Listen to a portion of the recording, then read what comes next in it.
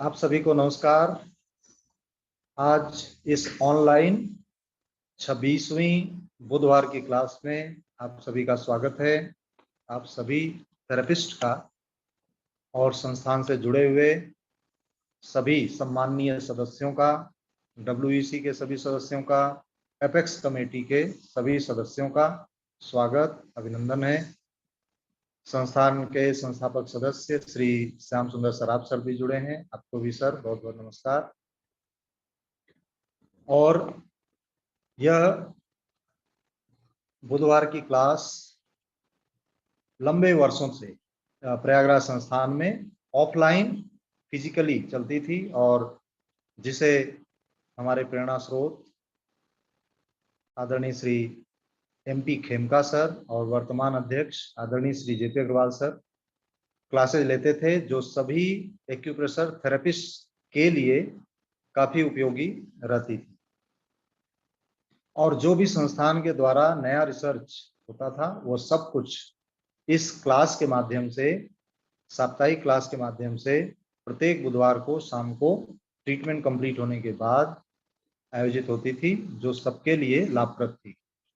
और अभी ये अगेन फरवरी महीने से ऑनलाइन मोड से यह क्लास आपके लिए आयोजित हो रही है, जिसे आदरणीय अग्रवाल सर निरंतर नया नया ज्ञान, शोध कार्य संस्थान द्वारा आप तक पहुंच रहा है। तो आज की क्लास विशेष है और यह आप पहले से परिचित हैं। डॉक्टर प्रकाश खेतान साहब हमारे बीच मौजूद हैं और आज की क्लास विशेष विषय पे आयोजित होगी, जो हृदय का संबंध हमारे नर्वस सिस्टम से, स्पाइनल कॉर्ड से किस तरह है। That is the correlation, how is the correlation between our heart and spinal cord. इस विशेष विषय पे Guinness book of world record और प्रख्यात न्यूरोसर्जन जो प्रयागराज में हैं वो क्लास लेने वाले हैं। और उसके बाद अग्रवाल सर आपके क्वेश्चन आंसर सेशन होगी बोलेंगे। तो क्लास आगे प्रारंभ हो इसके पूर्व हम चलते हैं एक्यूप्रेशर शोध, प्रशिक्षण एवं उपचार संस्थान प्रयागराज के हेडक्वार्टर पे, मेट्रो रोड पे, जहां से प्रार्थना और ओमकार आयोजित होगी। आप सभी इस ओमकार और प्रार्थना में शामिल। नमस्कार। हम सभी अपनी स्पाइन को सीधी करेंगे। उसके बाद 3 बार ओम शब्द का पारायण करेंगे, फिर संस्थान की प्रार्थना को करेंगे।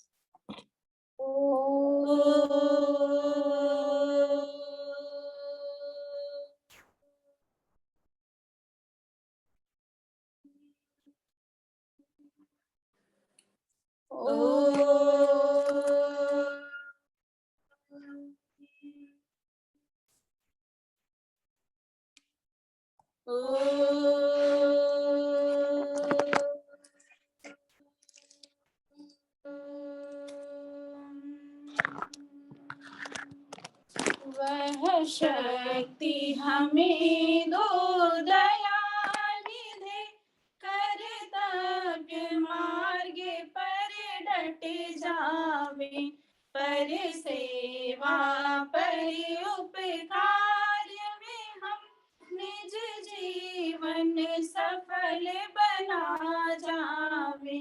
वह शक्ति हमें दो दयालु दे, कर्तव्य मार्ग पर डट जावे। हम दीन दुखी निबलों विकलों के सेवक बन संताप हरे, जो है बिछुड़े भूले भटके, उनको तारे खुद तर जावे। वह शक्ति हमें दो दयालु दे, कर्तव्य मार्ग पर डट जावे।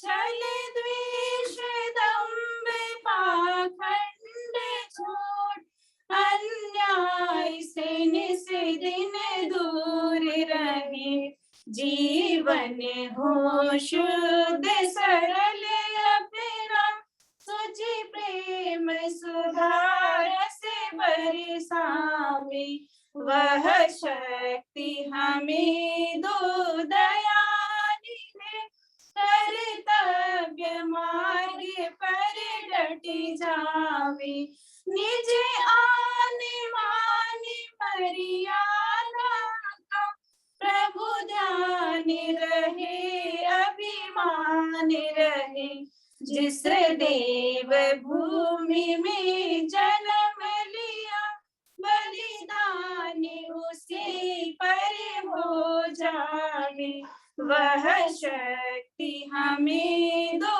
दयालु है, कर्तव्य मार्ग पर डट जावे, पर सेवा पर उपकार में हम निज जीवन सफल बना जावे, वह शक्ति हमें दो दयालु है। बहुत बहुत धन्यवाद रीता पांडे जी और अंशु अग्रवाल जी ओमकार और प्रार्थना के लिए। तो आइए आज की क्लास के लिए आमंत्रित करते हैं प्रख्यात न्यूरोसर्जन और Guinness book of world record धारी श्री डॉक्टर प्रकाश खेतान साहब।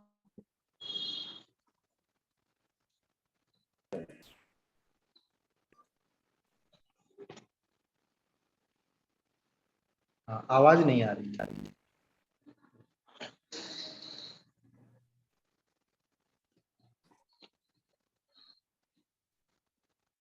Thank you, Anil ji, for inviting me to deliver a lecture online. And it is very nice to see we are again on the same platform to start our Wednesday lecture. And thank you to all the Ecopressor team, directors, sir, Dr. J.P. Agarwal, sir, giving me opportunity to deliver a lecture on a very newer aspect,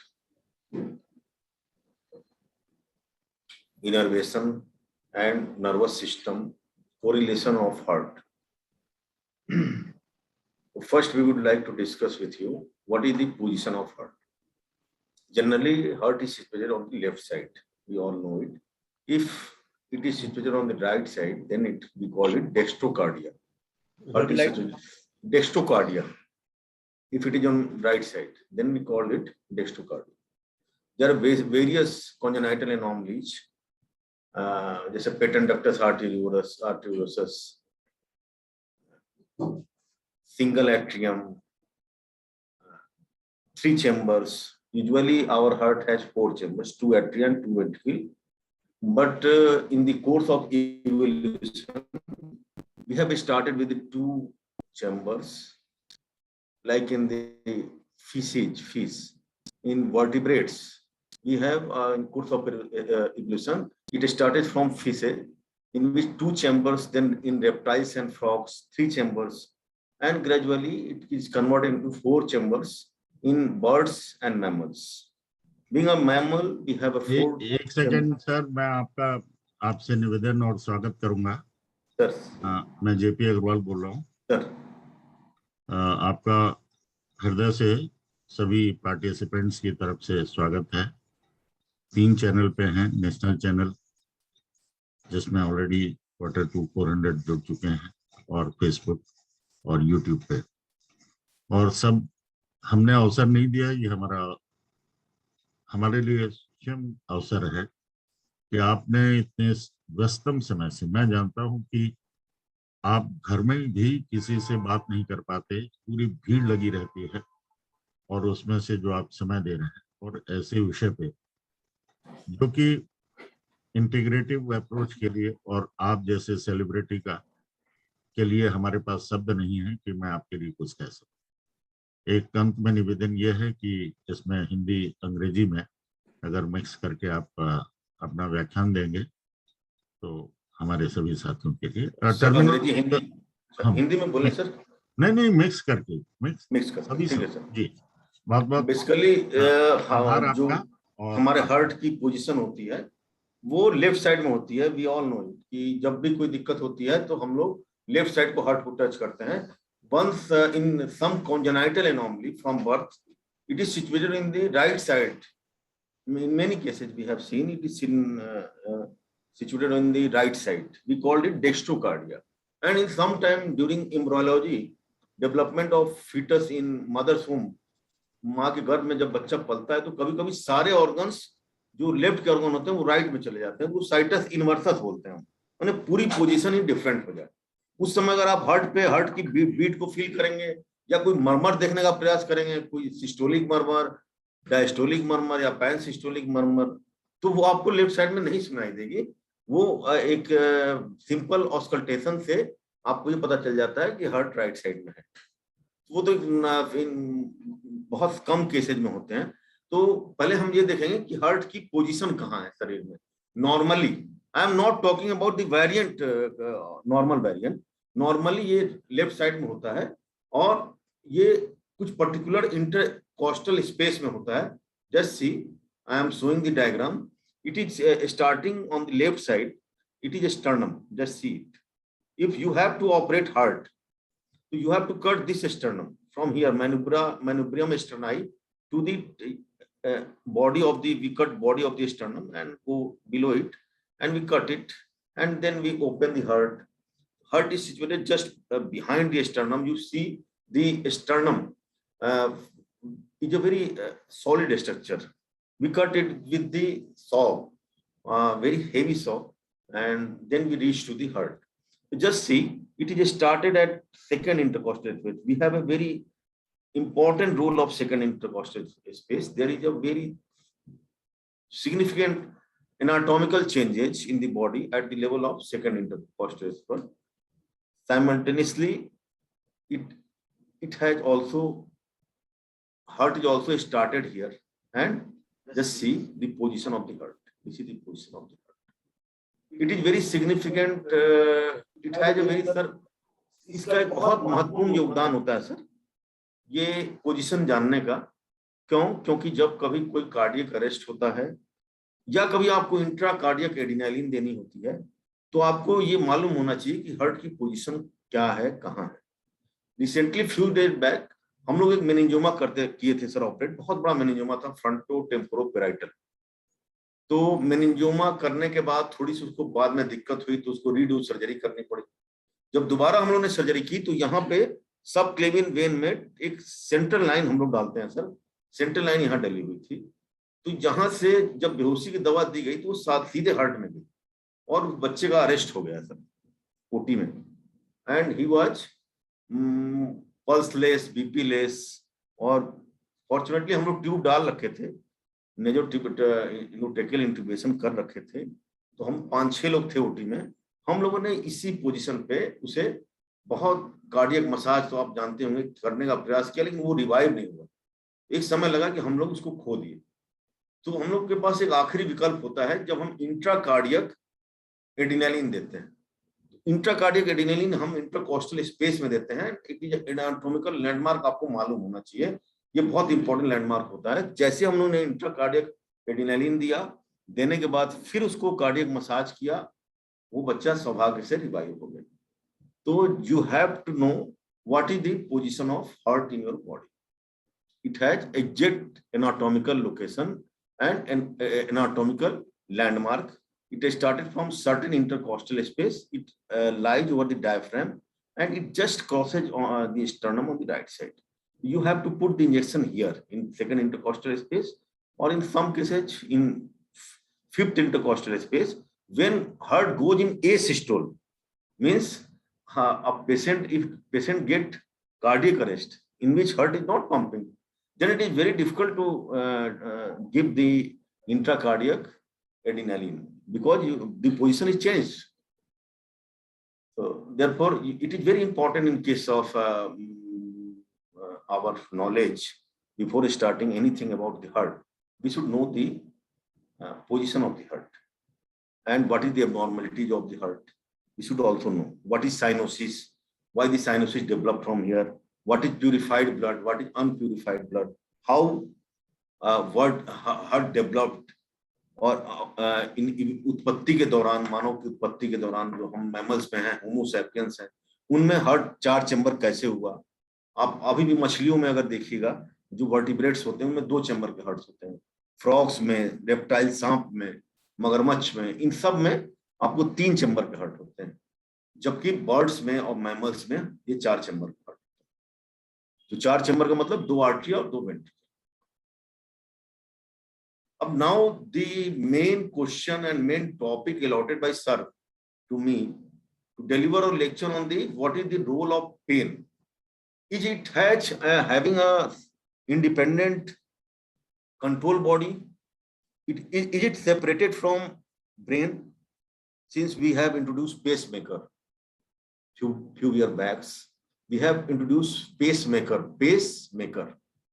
We regulate the heart rate with a artificial device, put it on the heart surface, and with it we are regulating its tachycardia, bradycardia, and accordingly we regulate it. In 1967, when Christian Barnard when transplanted heart, he has made an artificial heart. Can you ever imagine? He has made an artificial heart and he has transplanted heart in human body. And her lady, that lady, वो औरत करीब 3 से 5 साल तक sir जिंदा रही और उन्होंने एक आर्टिफिशियल हार्ट प्रत्यारोपित किया। कोई भी चीज अगर आर्टिफिशियल प्रत्यारोपित होती है तो इसका मतलब है कि अगर हम उसकी सारी नर्व्स भी काट दें तब भी उसका कोरिलेशन कहीं और से नहीं है। जैसे आप लीवर का ट्रांसप्लांट करते हैं, जब लीवर का ट्रांसप्लांट आजकल कॉमन है, लंग्स का आपने देखा कोविड में ट्रांसप्लांट होता है, ऐसा नहीं, लंग्स भी हमारी वैगस नर्व से, फ्रेनिक नर्व से इनर्वेटेड होती है, तो नर्व्स को जोड़ना बड़ा मुश्किल होता है। नर्व्स को जोड़ के कोई जरूरी नहीं है कि उसमें दोबारा ग्रोथ हो ही जाए। उसी तरह जब हम हार्ट को ट्रांसप्लांट करते हैं, now transplantation of heart is a very common operation. It is performed in a routine manner. You get a new heart. बोलते थे ना पहले कि भाई तुम्हारा हृदय जिंदा हो गया, नया हो गया। हम लोग नया हृदय लगाते हैं। जब नया हृदय लगाते हैं तो हम आर्टरी को माने काटते हैं, उसकी वेन्स को काटते हैं और हम उसके पाथवे, नर्व पाथवे भी कटेंगे, नर्व पाथवे जुड़ते नहीं। तो उसी के मेन टाइम में वैज्ञानिकों ने सोचा कि भाई कोई, जब हम हार्ट ट्रांसप्लांट करते हैं तो निश्चित उस ऑर्गन का अपना इंडिपेंडेंट कुछ सिस्टम होगा। उस समय तो आपकी वैगस नर्व भी कट गई, आपकी फ्रेनिक नर्व भी कट गई, आपके एक्सट्री कोलिनेडेनेलिन के सारे पाथवे कट गए। फिर वो कैसे जुड़ते हैं, कब जुड़ते हैं, रीइनर्वेशन कैसे होता है। तो 1991 में एक वैज्ञानिक ने बोला कि भाई हार्ट के पास अपना इंट्रिंसिक नर्वस सिस्टम होता है, it has own nervous system. मैं सर एक चीज बताऊं, हमारे शरीर के जितने ऑर्गन होते हैं ना सर, ये बड़े समझदार होते हैं सर। ऐसा नहीं कि ये बहुत एक दूसरे पे डिपेंडेंट होते हैं। जैसे हमारा लीवर इतना समझदार ऑर्गन है, लीवर के अगर हम सर्जिकल लोब की बात करें तो कई सर्जिकल लोब होते हैं। और आप विश्वास मानिएगा, लीवर इतना समझदार ऑर्गन है कि छोटा सा लीवर का पोर्शन अगर हम ट्रांसप्लांट कर दें तो पूरा लीवर का काम करता है। और लीवर का ट्रांसप्लांटेशन आजकल कितना हो रहा है आप देखिए। लंग्स का ट्रांसप्लांटेशन शुरू हो गया, ब्रेन का बस ट्रांसप्लांटेशन भगवान शिव के बाद कोई नहीं कर पाया। ब्रेन का ट्रांसप्लांटेशन होना है और उसमें दिक्कत, सबसे बड़ी बाधा ये आ रही है कि हमारी स्पाइनल कॉर्ड कट जाती है सर। और एक बार स्पाइनल कॉर्ड कट गई तो उसको रिवाइव करना बड़ा मुश्किल है। हम यहाँ से कैरोटिड आर्टरी को भी जोड़ लेंगे, हम वेन्स को भी जोड़ लेंगे, हम जितने, अगर यहाँ से कोई काट के हम ट्रांसप्लांट करते हैं किसी गर्दन से काट के, तो यहाँ पे जितने वाइटल स्ट्रक्चर हम सब जोड़ सकते हैं सर। हम हड्डी को प्लेट लगा के जोड़ सकते हैं, सारा कुछ। लेकिन सर स्पाइनल कॉर्ड एक बार कट जाती है तो फिर वो जोड़ना बड़ा मुश्किल होता है। और हमारे पास ब्रेन की इस्कीमिया के लिए सिर्फ 5 मिनट का समय मिलता है सर। ये कहा जाता है कि अगर 5 मिनट में ब्रेन में ब्लड नहीं पहुंचा तो ब्रेन डेड हो जाता है। अच्छा, जब हम हार्ट की ओपन हार्ट सर्जरी करते हैं तो हम क्या करते हैं सर कि एक आर्टिफिशियल सिस्टम पे पूरे ब्लड की मैकेनिज्म को रखते हैं सर, प्यूरिफाइड और अनप्यूरिफाइड ब्लड। हार्ट अपने ओन पेस मेकर से हार्ट धड़कता रहता है और हम उस पर ऑपरेशन करते रहते हैं। जैसे माइट्रल वाल्व स्टेनोसिस है, एट्रियल वाल्व स्टेनोसिस है, या सेप्टम की डिफेक्ट है, एट एचडी है, वीएचडी है, वीएचडी एचडी बहुत कॉमन है सर। तो उसमें हम बाईपास करते हैं कि भाई हार्ट ब्रेन को ब्लड का सर्कुलेशन मिलता रहे, हमें उसमें भी दिक्कत नहीं है सर। हम उस सिस्टम को बाईपास करके ब्रेन को उस दौरान हम सप्लाई भी दे सकते हैं, हम ब्लड की सप्लाई भी दे सकते हैं सर। और इस दिशा में बड़े सिंसियर काम हो रहे हैं सर। लेकिन हम स्पाइनल कॉर्ड के कारण, क्योंकि हम जहां भी काटेंगे गर्दन को, काट के जब नया गर्दन लगाएंगे सर, किसी जैसे भगवान ने गणेश जी का जब ट्रांसप्लांट किया तो किसी पशु का लगा दिया सर। ये देखिएगा एक दिन ये परिकल्पना साकार होगी, एकदम सत्य वचन है। साकार इसलिए होगी जब पुष्पक विमान हो सकता है, तो ये होगी सर। जरूर कुछ ना कुछ हमें रास्ता मिलेगा, चाहे वो स्टेम सेल से मिले या हमें किसी और पाथवे से मिले, या कोई ऐसी न्यूअर ग्रोथ सेल्स हो, या कोई जेनेटिक थेरेपी हो, जिससे हम जो स्पाइनल कॉर्ड इंजरी या स्पाइनल कॉर्ड उसको बचा सकते हो। तो ब्रेन का ट्रांसप्लांट तो सबसे आसान है सर। इसमें करना क्या है सर, बस 2 आर्टरी या 2 वेन उसको जोड़ना है, हड्डी तो वैसे ही काट के जोड़ दी जाएगी सर, और बचा ही क्या सर। तो जब वैज्ञानिकों ने सर ये देखा कि भाई हम हर ऑर्गन को ट्रांसप्लांट कर रहे हैं, दूसरे मानव के दूसरे शरीर से ऑर्गन लेके जब लगा दे रहे हैं, तो फिर ब्रेन का रोल ही क्या है। जब आप एक तरफ बोलते हैं कि नर्व री-इनर्वेट नहीं होती, तो इसी क्रम में सर डिस्कवरी हुई, और डिस्कवरी में पाया गया it was a major breakthrough. और ये सर एक मेजर ब्रेक थ्रू था हमारे मॉडर्न साइंस के लिए, कि जैसे आप बोलते हैं कि सडन कार्डियक अरेस्ट हो गया, जैसे सडन कार्डियक, आप इमोशनल हो गए, कोई खबर सुने और अचानक से आपकी ब्रेडिकार्डिया हुआ और आपको कार्डियक अरेस्ट हो गया। कार्डियक अरेस्ट होते आप खत्म हो गए sir, you lost your heartbeats and simultaneously the pumping mechanism, and later on आपकी ब्लड की सप्लाई खत्म हो गई 5 मिनट में और आप खत्म हो गए सर। तो वो चीज बहुत दिनों से हो रही थी। तो जैसा आप स्लाइड पे देख रहे हैं कि कैसे लिटिल ब्रेन किसको बोलते हैं, सिग्नल्स कहाँ से आते हैं। ये भी क्वेश्चन है कि अगर ब्रेन काट के ट्रांसप्लांट किया गया है तो नर्व को आप बोलते हैं कि न्यूरॉन्स इनर्वेट नहीं होते, माने रीजनरेट नहीं होते, हम ये बोलते हैं। अगर रीजनरेट नहीं होते तो फिर उस ट्रांसप्लांटेड ऑर्गन में एसिटिलकोलिन और एड्रेनालिन कहाँ से आती। मेडिकल साइंस को भी बहुत सारे सवालों का जवाब देना है सर, और वो जवाब धीरे धीरे आप एक होलिस्टिक ट्रीटमेंट के माध्यम से आप भी सर किसी न किसी वैज्ञानिक धरातल पे दे रहे हैं, और उसको भी मैं व्याख्या करूंगा sir. The heart has a little brain और intrinsic cardio nervous system।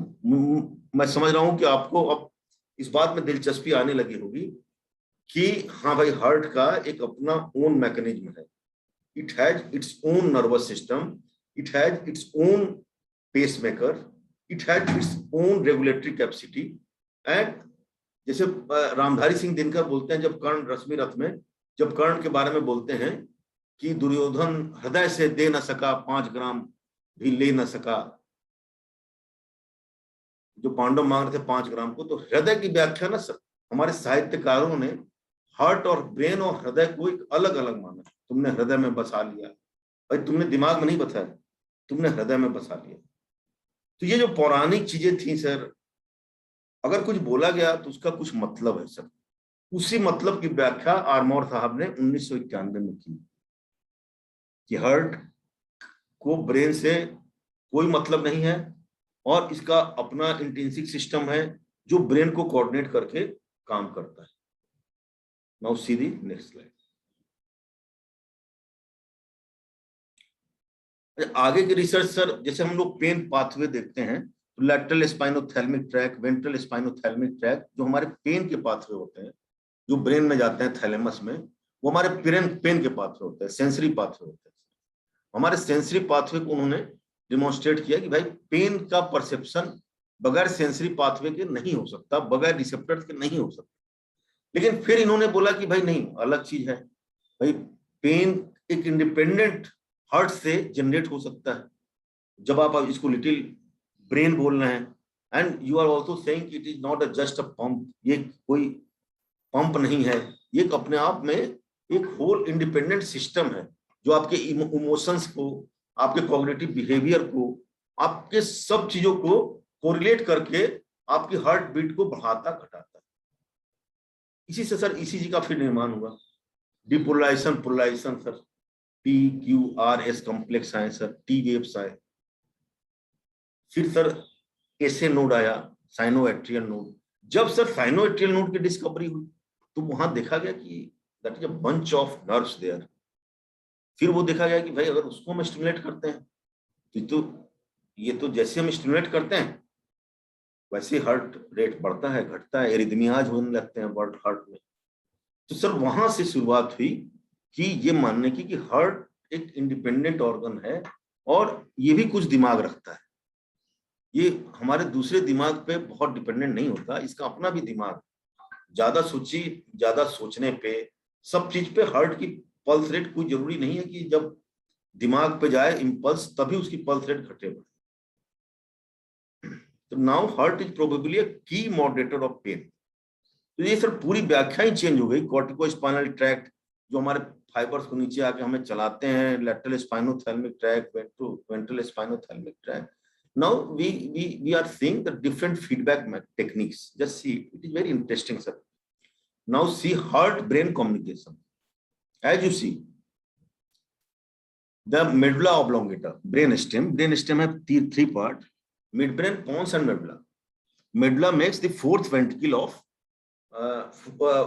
floor of fourth ventricle, where CSF जहां पे रहता है उसी के फ्लोर पे मेडुला होता है सर।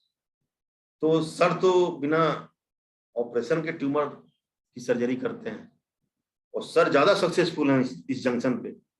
हम लोग सर कार्ल जाइस का करीब 50 लाख का माइक्रोस्कोप लगा के टीलोवीलर अप्रोच से सर जहां पे सेरिब्रल आर्टरी होती है उनको बचाते हुए, और वर्टिब्रल आर्टरी जाके बाइफरकेट होती है, उन सबको बचाते हुए हम मेडुला पे जाते हैं, मेडुला के पिरामिड्स पे जाते हैं, भगवान से मनाते रहते हैं कि भाई ट्यूमर निकल जाए, मेडुला को हम टच न करें।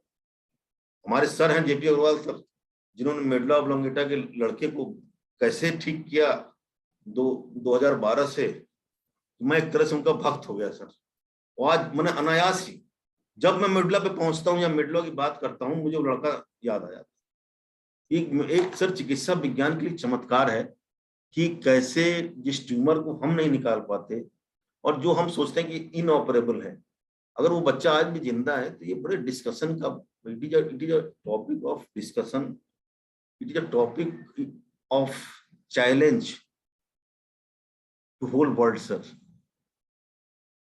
कि मैंने कौन सी ऐसी पैथोफिजियोलॉजी है जो ट्यूमर को नेक्रोस कर रही है। सर आजकल करते हैं क्या सर?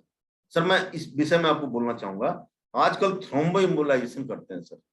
आजकल फीमोरल आर्टरी से हम ऊपर जाते हैं सर, फीमोरल आर्टरी से जाके ऊपर जाके कोई भी पतली आर्टरी हो सर, उस ट्यूमर के हम ट्यूमर बेड में चले जाते हैं और ट्यूमर बेड के जो फीडर्स है हम फीडर को ब्लॉक कर देते हैं सर। जैसे अभी एक हेपेटोसेलुलर कार्सिनोमा था सर, तो उसमें डॉक्टर फड़के बहुत ही माने इंटरवेंशनल रेडियोलॉजिस्ट हैं, तो उन्होंने क्या किया सर कि उसको डॉक्टर फड़के ने जाके लीवर की जितनी ट्यूमर को सप्लाई कर रही थी वेसल्स उसको उन्होंने ब्लॉक कर दिया। ब्लॉक किया तो क्या भाई, जब आपको ब्लड सप्लाई नहीं मिलेगी तो धीरे धीरे ट्यूमर नेक्रोस हो जाता है, और एक बार ट्यूमर नेक्रोस हो जाता है तो क्या तो मैक्रोफेज के द्वारा इंगल्फ कर लिया जाता है या फिर उसको हम निकालना ऑपरेशन के द्वारा बहुत आसान होता है, क्योंकि उसकी एक मार्किंग हो जाती है, ब्लड की कोई सप्लाई नहीं होती। सर आपके प्रेशर में किसी तरह क्या तो थ्रोम्बोएम्बोलाइजेशन हो रहा है। सर इस थ्योरी को बहुत ही आपके मंच पे आपके साथ के बहुत ही लोग हैं जो एलोपैथ से भी जुड़े हुए हैं, हमें इस चीज को प्रूव करना है सर। कोई 8 साल तक मेडुला ऑब्लोंगेटा का जहाँ पे कार्डियो रेगुलेटरी सेंटर होते हैं, जहां से हम हार्ट को रेगुलेट करते हैं सर, जहां से हम रेस्पिरेशन को रेगुलेट करते हैं, हम उसके एक्सेलरेशन डी एक्सेलरेशन करते हैं। जो हमारा क्लच प्लेट है सर, उस क्लच प्लेट को दबा के आपने प्रेशर से कैसे, किस टेक्निक से आपने कोबाल्ट 16 के रेज डाल के, आजकल लोग जो बोलते हैं सर्जिकल नाइफ के द्वारा ट्यूमर को गलाते हैं, थ्रोम्बोएम्बोलाइजेशन के द्वारा कराते हैं। तो निश्चित रूप से सर आपकी टेक्निक्स कुछ काम तो कर रही है सर, और वो कौन से फीडर से काम कर रही है। तो मैं चाहता हूं कि ये जो टॉपिक ये सिर्फ एनाटॉमी तक सीमित ना हो सर, ये इसकी एक रूपरेखा ऐसी तय हो कि हमारे मन में विचार जाए कि भाई हाँ, मरीज अगर जिंदा है, उसकी जितनी लोअर क्रेनियल नर्व्स हैं, आप भी जानते हैं सर, 9वीं 10वीं 11वीं 12वीं, हाइपोग्लॉसल, वेगल, स्पाइनल एक्सेसरी और ये सर ग्लॉसोफेरेंजियल, ये 4 नर्व मेडुला से निकलती है सर, और ये 4 ही नर्व आपके मेन नर्व्स होती हैं डिग्लूटेशन के लिए। ये गैग रिफ्लेक्स को देती है, आप कुछ खाएंगे तो वो चीज इसोफेगस में जाए, फेफड़े में न जाए। इस 4 नर्व को आपने ट्यूमर की साइज को श्रिंक करके इस 4 नर्व को आपने जो कंप्रेशन हो रहा था उस कंप्रेशन को खत्म कर दिया। जैसे कंप्रेशन खत्म किया, वो बच्चा जो राइट ट्यूब से खाना खा रहा था वो अपने से खाने लगा। अब उसका जो पाथवे था सर ग्लॉसोफेरेंजियल वैगस का, उसकी टंग जो आप देखते थे, मैं देखा था टंग टेढ़ी हो गई थी सर, डेविएट हो गई थी, टंग सीधी हो गई। तो ट्यूमर का जब साइज कम हुआ तभी तो टंग सीधी हुई सर। तो मिडुला ऑब्लोंगेटा का ब्रेन में सबसे बड़ा अगर किसी का रोल है तो मिडुला ऑब्लोंगेटा है सर। क्यों? क्योंकि यहाँ कार्डियो और रेस्पिरेटरी सेंटर, एक तरफ हम ये बात बोलते हैं, दूसरी तरफ हम ये बोलते हैं कि हार्ट का कोई कनेक्शन ब्रेन के नहीं है, तब भी हार्ट काम करेगा। दोनों विरोधात्मक बात मेडिकल साइंस, एलोपैथिक साइंस अपने ही बातों को बोलता है और फिर उसकी तुलना करता है और फिर उसी तथ्य को अपना कॉन्ट्राडिक्ट करता है, फिर एक्सेप्ट करता है। उसी परिप्रेक्ष्य में कहना था सर कि जो अभी तक हम ये मानते हैं कि मेडुला में कार्डियो रेस्पिरेटरी सेंटर होता है। जैसे सर कल एक पेशेंट, करीब 70 साल के पेशेंट थे, उनके मेडुला में ब्लीड हुआ सर, हाइपरटेंसिव ब्लीड हुआ, और तो मेडुला में जब ब्लीड होता है तो हम उसको निकाल नहीं सकते ऑपरेट करके। उससे क्या होता है कि सर जो फोर्थ वेंट्रिकल की जो फोरामेन ऑफ लुस्का और मेगेंडाई होते हैं, तो सीएसएफ के पाथवे को ब्लॉक कर देता है वो, और उसमें हाइड्रोकेफलस होता है। तो हम एक छोटे से छेद करके ब्रेन में एक सीएसएफ का ऑल्टरनेट पाथवे डाल देते हैं। तो सर उसमें भी अभी मरीज ब्रेन डेड हो गया, वो माने उसमें मरीज बचते नहीं है, फिर भी हमने डाला यहाँ से पाथवे, इंडोस्कोप से हमने डाल के माने यहाँ पे पाथवे डाल के सीएसएफ को ड्रेन किया। लेकिन मेडुला के ब्लीड के बड़े पेशेंट रेयरली बचते हैं, क्योंकि वहां पे कार्डियो रेस्पिरेटरी हम ऐसा बोलते हैं सेंटर है। लेकिन सर अभी भी उसका हार्ट सही काम कर रहा है, हार्ट की बीट्स नॉर्मल, उसका सेंसोरियम जरूर चला गया सर, वो कोमा में है, डीप कोमा में है, ब्रेन डेड है। तो सर ये बहुत ही विचार का विषय है। और अगर आप ये बोलते हैं कि इंडिपेंडेंट हार्ट की एक मैकेनिज्म है, वो कैसे रेगुलेट होती है, वो भी एक सोचने की बात है sir. Main control of heart reside in medulla oblongata, as it is written on the slide. There is an area called cardio-exhalatory center or pressure center in the upper part of medulla oblongata and are called cardio-inhibitory center or depressor center. जैसे car का accelerator होता है उसी की तरह होता है। लेकिन अब कार का एक्सीलेटर हट गया सर, अब देखिए ऑटोमेटिक गाड़ियां भी आ गई सर, जिसमें अब इन सब चीजों की जरूरत ही नहीं पड़ेगी। वही चीज हमारे इसमें आ रही है। We call it cardio-regulatory center. Next, just see this slide. It's a very beautiful slide where we are correlating intrinsic nervous system of the heart with the brain. These are two. Sir अगर आप माने India में कुछ बात करेंगे तो आप ताजमहल के बारे में बात करेंगे, कुतुब मीनार के बारे में बात करेंगे, मानव शरीर में बात करेंगे तो दिल और दिमाग की बात करेंगे। तीसरा ऑर्गन याद नहीं आता सर, पहले दिल और दिमाग याद आते हैं, फिर तीसरा ऑर्गन हमें याद आता है। तो अब ये दिल और दिमाग आपके स्लाइड पे है सर। ब्रेन में कॉर्टेक्स है, कॉर्टेक्स बाद सब कॉर्टिकल एरिया है, फिर मेडुला है, मेडुला से सारे पाथवे हैं, एक्सट्रिंसिक पाथवे हैं, और फिर हार्ट का जो इंट्रिंसिक मैकेनिज्म है वो है। अब आप स्लाइड पे है, देखिए सिंपैथेटिक और पैरासिम्पैथेटिक मेन दो होते हैं सर। स्ट्रेस इन्हीं दोनों चीजों से होता है सर। वो आपकी जो रेगुलेटरी मैकेनिज्म है, जैसे आपकी भी पल्स सर बहुत कम रहा करती थी, आपको भी लोगों ने बोला कि आप पेस मेकर लगा लीजिए, लेकिन आपने हार्ट की इंट्रिंसिक नर्वस सिस्टम को आपने एसे नोड पे कुछ ऐसा जादू कर दिया सर पल्स से कि उस एसे नोड ने आपकी पल्स को बढ़ा के 84-85 रखना शुरू कर दिया। आपको पेस मेकर की जरूरत नहीं पड़ी। सर आदरणीय खेमका साहब भी जब बीमार थे, हम लोग बहुत परेशान थे कि कैसे क्या किया जाए। तो उस समय भी सर जब डिस्कशन कार्डियोलॉजिस्ट और जो इंटरवेंशनल कार्डियोलॉजिस्ट सबसे हमने डिस्कशन किया, उनका इजेक्शन फ्रैक्शन सर का बहुत कम था सर, करीब 30-35% इजेक्शन फ्रैक्शन था। दूसरा सर के साथ दिक्कत थी कि यूरिया क्रिएटिनिन बढ़ गया था, नहीं तो हम लोग बहुत सारे प्रयास हर माध्यम से कर सकते थे, लेकिन हम किसी भी मेथड से, माने कार्डियोमायोपैथी जैसे हो गई, डायलेटेड हार्ट हो गया, जहां पे इजेक्शन फ्रैक्शन कम है, हम इस चीजों को नहीं बढ़ा पाते।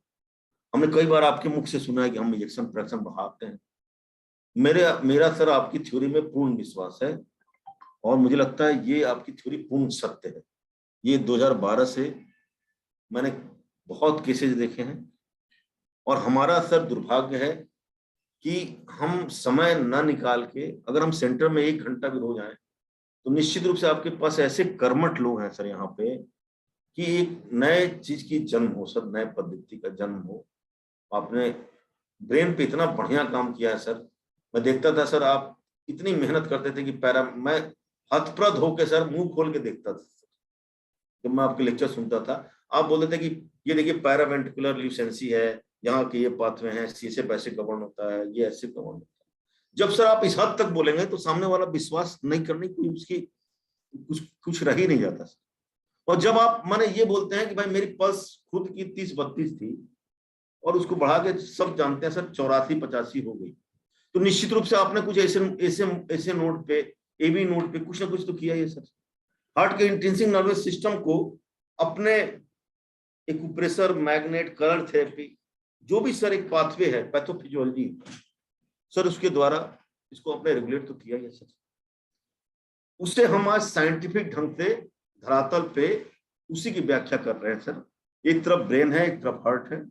ब्रेन में सबसे ऊपर कॉर्टेक्स होता है, फिर सब कॉर्टिकल होता है, फिर सबसे डीपेस्ट पार्ट ब्रेन का मेडुला होता है। मेडुला से corticospinal tract, spinal cord के थ्रू फिर वो एक्सटेंसिव कार्डियो, अभी मैं गैंग्लियन के बारे में बोलूंगा सर, सुपीरियर सर्वाइकल गैंग्लियन क्या होते हैं, वहां पे कैसे इनर्वेशन होता है, फिर इंटेंसिव नर्वस सिस्टम के बारे में। Innervation of heart referred to the network of nerves that are responsible for functioning of the heart.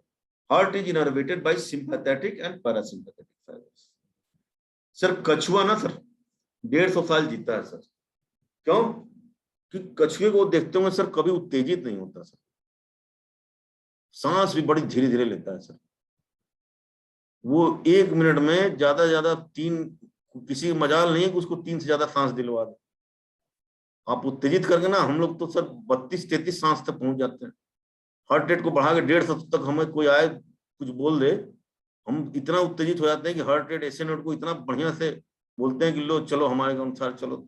Sympathetic system इतना हमारा फास्ट काम करने लगता है। और कछुआ भी सर रेप्टाइल है, कछुआ कोई छोटा मोटा चीज नहीं है सर, 3 हार्ट उसमें भी है, लेकिन कोई मजाल नहीं कि उसका हार्ट रेट बढ़वा दे सर, किसी की मजाल नहीं कि उसका रेस्पिरेशन बढ़ा दे। वो 3 लेना तो 3 ही लेगा सर।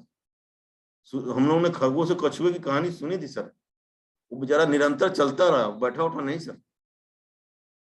वो 150 से 200 साल जीता है, कोई जानता ही नहीं वो कितने साल जीता है।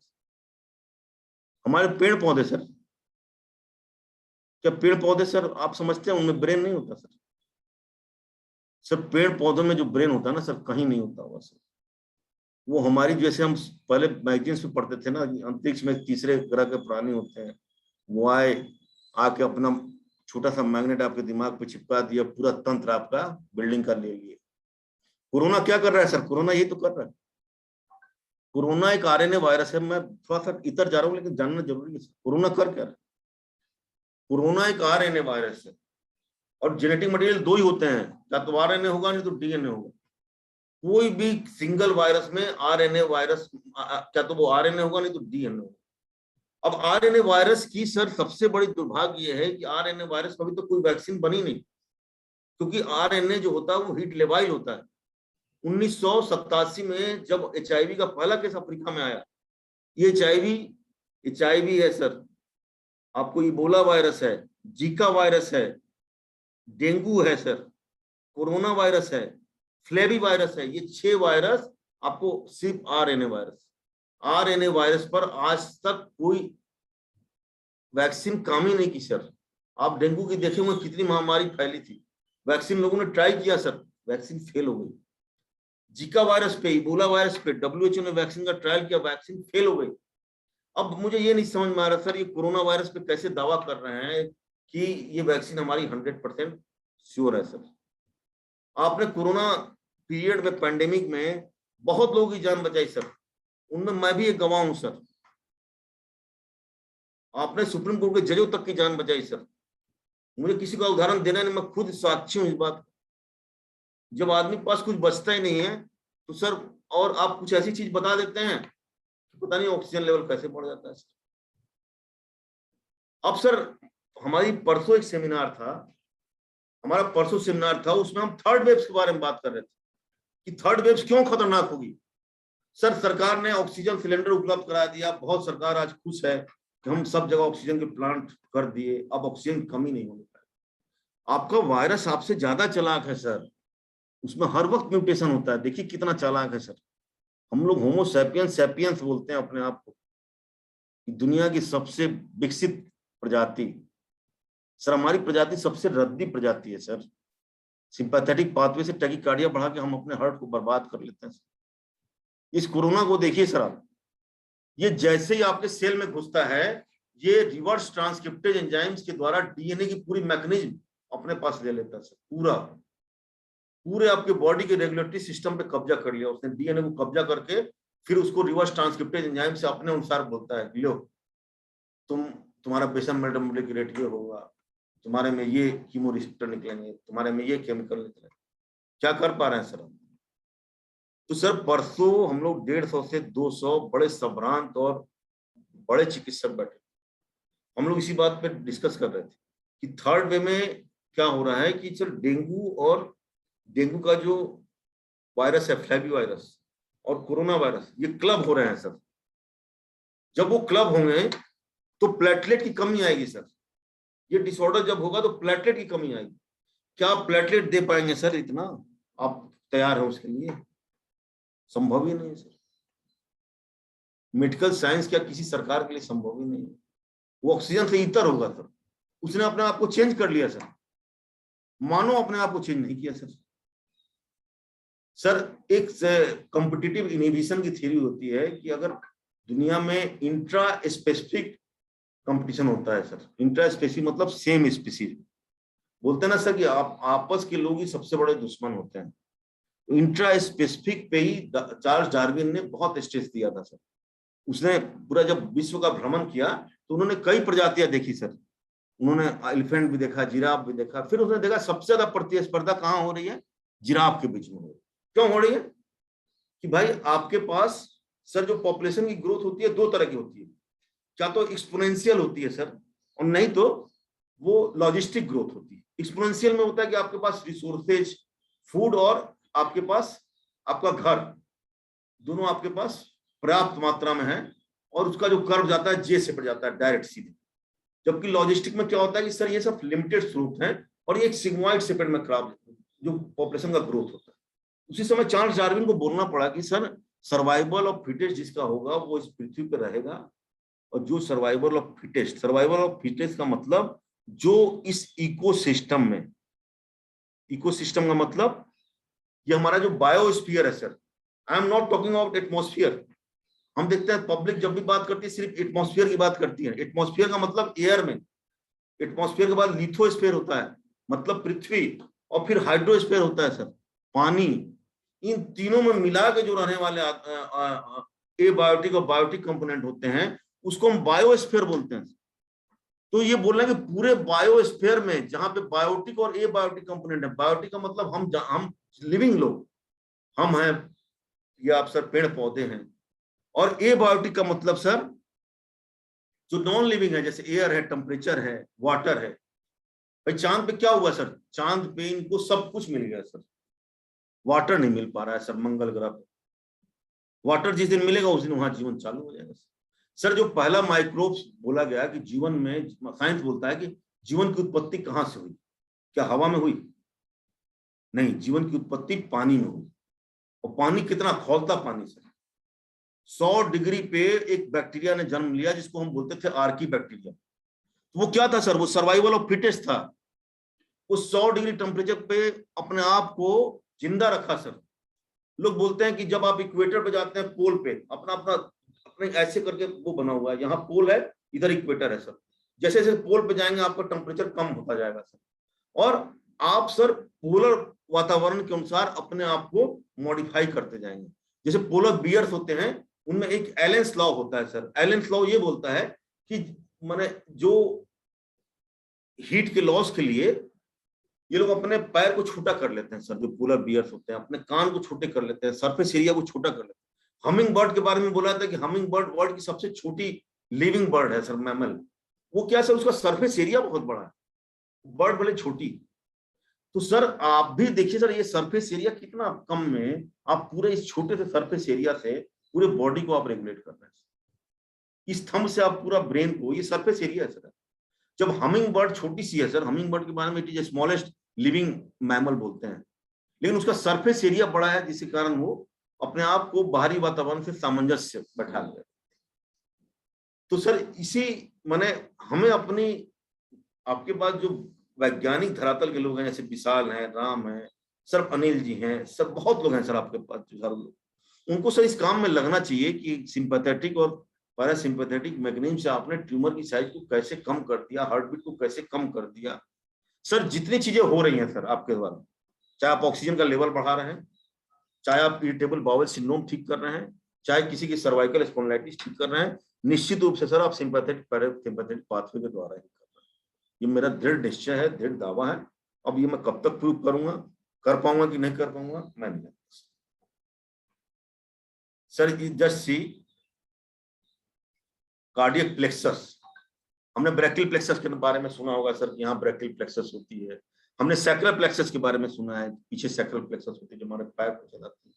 साइमल्टेनियसली स्टमक में भी जीआईटी का प्लेक्सस होता है, वही कार्डियक प्लेक्सस होता है। यही चीज वैज्ञानिक 1991 में डिस्कवर किए कि ब्रेन का अपना एक, हार्ट का एक अपना दिमाग है। Cardiac plexus is a network of nerves including both sympathetic and parasympathetic system split into 2 parts. ये पार्ट्स होते हैं सर। मेन इसकी पैथोफिजियोलॉजी के बारे में हमें जानना है कि क्या करता है sir. They are responsible for influencing heart rate, cardiac output, contraction fibres of the heart. ये देखिए सर, कार्डियक प्लेक्सस है, ये पीली पीली नर्व्स है सर, और ये चारों कार्डियक प्लेक्सस। निश्चित रूप से जब आप माने हार्ट को काटिएगा सर, यहाँ से हटाइएगा, तो सब कटेंगे, तो फिर एक इंडिपेंडेंट हार्ट की व्याख्या होती है। हार्ट फिर भी धड़कता है, निश्चित रूप से ब्रेन से इसका कोई कंट्रोल नहीं है। कंट्रोल है तो कंट्रोल का क्या मतलब है वो देखना।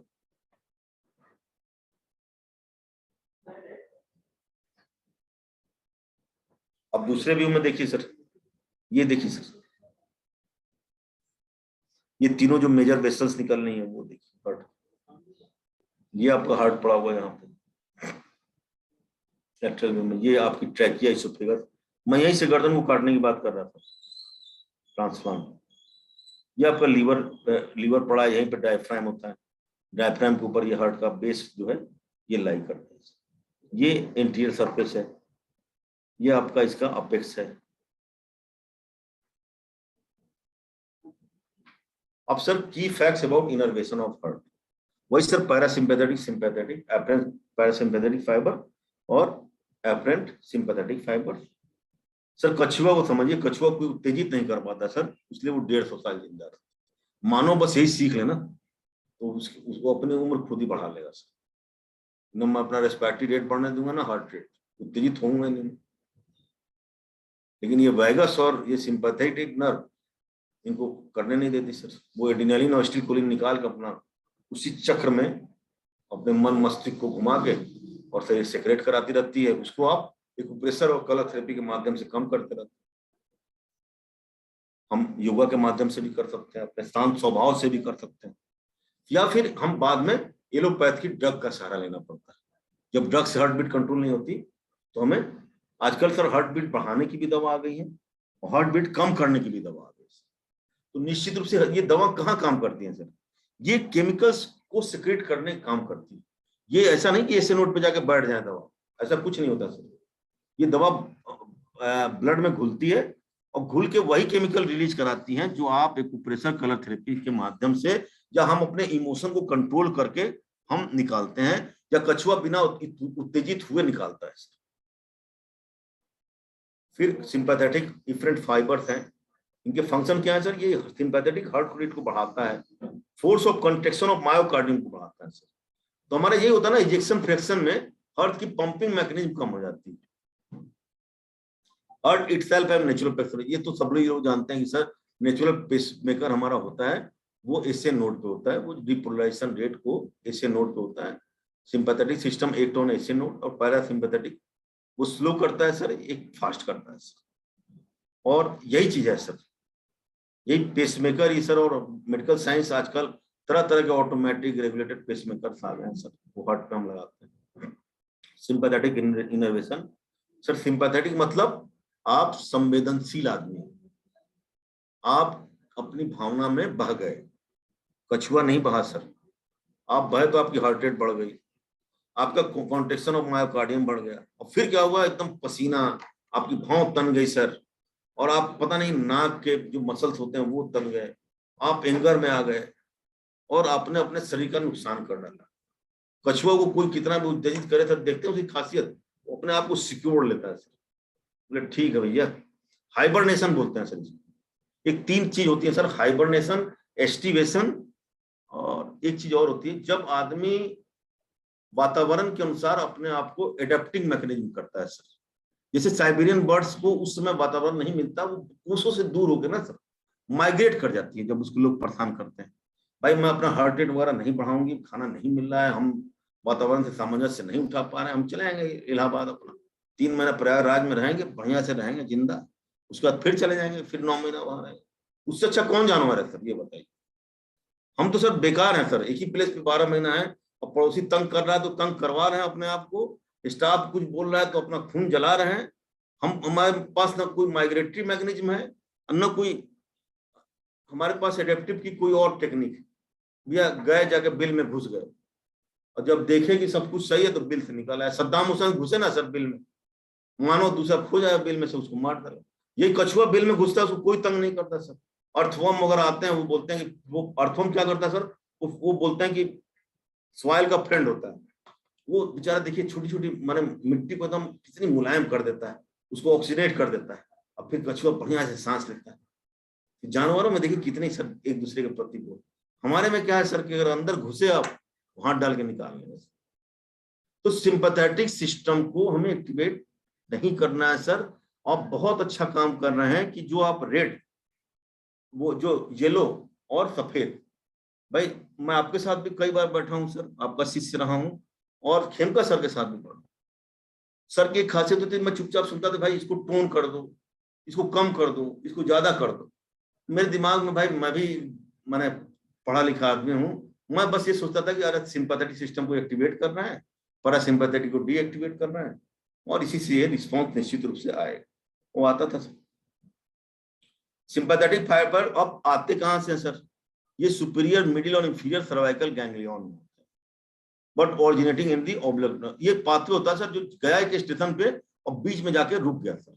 कई बार ना सर आपको बता रहे हैं, जब वैगस नर्व में हम यहाँ गर्दन में प्रेशर देते हैं सर, यहाँ गर्दन में एक टेक्निक होती है सर हमारे मेडिकल साइंस में, जैसे सडन कार्डियक अरेस्ट आया तो आप कार्डियक मसाज करिए, प्लस आप गर्दन में वैगस नर्व को यहाँ पे सुपीरियर जो सर्वाइकल गैंग्लियन होता है उस पर आप एक पर्टिकुलर लैंडमार्क पे आप प्रेस करेंगे तो स्टीलकोलिन और एड्रेनालिन निकलते हैं सर, और वो काफी आपको हेल्प करते हैं सर आपकी चीजों को रेगुलेट करने। अब ये सब एनाटॉमिकल लैंडमार्क है sir. Sensory component of the sympathetic supply of the heart passes from the same sensory route, hence feeling of a band of pain across the chest, having a heart attack। और heart attack के symptom इसी pathway के द्वारा होता है, left side में होता है, लेकिन कोई जरूरी नहीं सर। बहुत हार्ट अटैक साइलेंट भी होते हैं, बहुत एब्डोमिनल पेन करके भी करते हैं, कई तरह के रूप हो सकते हैं सर।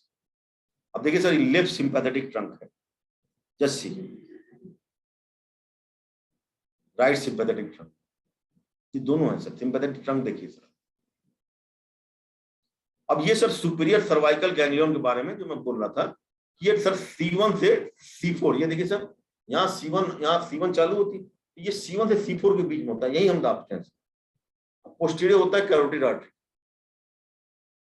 कई बार सर हम लोग गर्दन की सर्जरी करते हैं तो ये डैमेज कर देते हैं हम लोग सर, लेकिन कुछ नहीं होता, हम देखते हैं भाई डैमेज हो ही जाती है आपकी। कई बार हमने देखा सर कि एक्सटर्नल लैरिंजियल नर्व ऑफ मायोहाइड, जिससे सर जो आवाज की टिम्बरनेस है वो कट जाती है सर, हम लोग बिना काटे हम पहुंच ही नहीं सकते।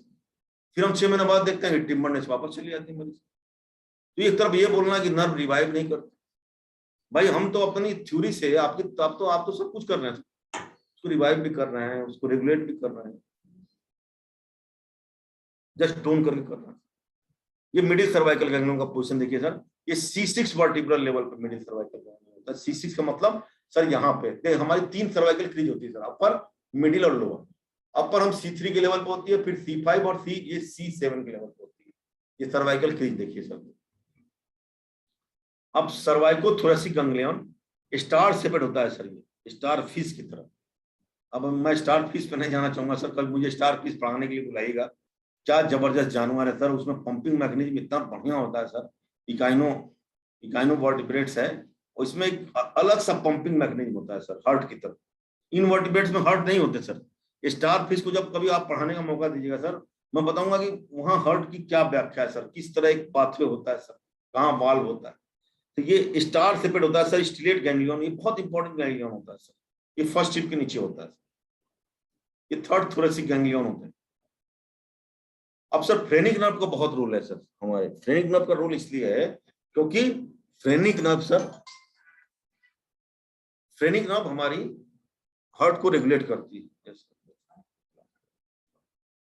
फ्रेनिक नर्व हार्ट को सर रेगुलेट करती है हमारे, सॉरी सर, रेस्पिरेशन को रेगुलेट करती है। डायफ्राम का कंट्रोल होता है फ्रेनिक नर्व, ये left phrenic nerve. Parasympathetic innervation portion of the cardiac plexus receive contribution from vagus nerve only. Just see sir, it is very important point. Parasympathetic portion of cardiac plexus receive contribution from vagus nerve only. The preganglionic fiber branching from the right and left vagus nerve reach the heart. They enter the cardiac plexus by synapsing with the ganglion within this plexus and the wall of actin. Parasympathetic ही है जो sir जिम्मेदार होता है कि कोई आप सुने अचानक से आपके हृदय की गति रुक गई, ये वैगस नर्व होती है sir. Reducing heart rate, reducing of the force of contraction of heart, vaso constriction करता है सर, ब्लड को जाने नहीं देता। Vagus nerve historically cited as the pneumogastric nerve. It is a 10th cranial nerve and faces the parasympathetic control of the heart, lung, digestive tract. It is actually comprises 2 nerves, left and right vagus nerve, but they are typically referred collectively in the singular.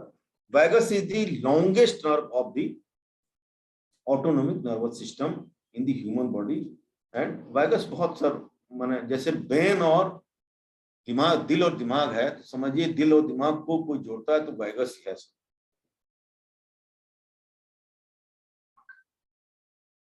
Vagus को sir एक उस पत्र माने पुराने जमाने के पत्र का समझिए, लिफाफा समझ लीजिए, डाकिया समझ लीजिए, जो प्रेमिक प्रेमिका को जोड़ता था सर। अब दिल और दिमाग को यही ये प्रेमिक प्रेमिका को जोड़ने वाला डाकिया है सर। या फिर आज वो डाकिया का तो सिस्टम अब खत्म हो गया, अब जो हम सोशल मीडिया की व्याख्या करें सर, तो ये एक बीच की कनेक्टिंग लिंक है सर। वैगस नर्व का बहुत बड़ा रोल है सर, यही दिल और दिमाग को जोड़ता है सर, और सारे चेंजेस इसी के थ्रू होते हैं सर। तो हमें अपने वैगस को कंट्रोल में रखना है, उस डाकिये को कंट्रोल में रखना है, उस डाकिये को खुश रखना है सर। उस समय पे बेचारी प्रेमिका को लेटर देते सर, प्रेमिका से लेटर को लेके ब्रेन जैसे प्रेमी को लेटर देते, दोनों खुश रखना है सर। कछुआ क्या करता है सर, कछुए के ऊपर दिल और दिमाग का तो कंट्रोल है ही है सर, वो अपने डाकिये वैगस को बहुत अच्छे से कंट्रोल करता है। अब ये राइट वैगस नर्व है सर, लेफ्ट वैगस नर्व। सबसे इंपॉर्टेंट नर्व सर वैगस ही नर्व होती है सर अपने शरीर में। Inferior cardiac branch of the vagus nerve. गर्दन में मैं देखता हूं सर, जब ऑपरेट करता हूं तो रिकरेंट नलिंजर नर्व होती है, वैगस की ब्रांच होती है सर।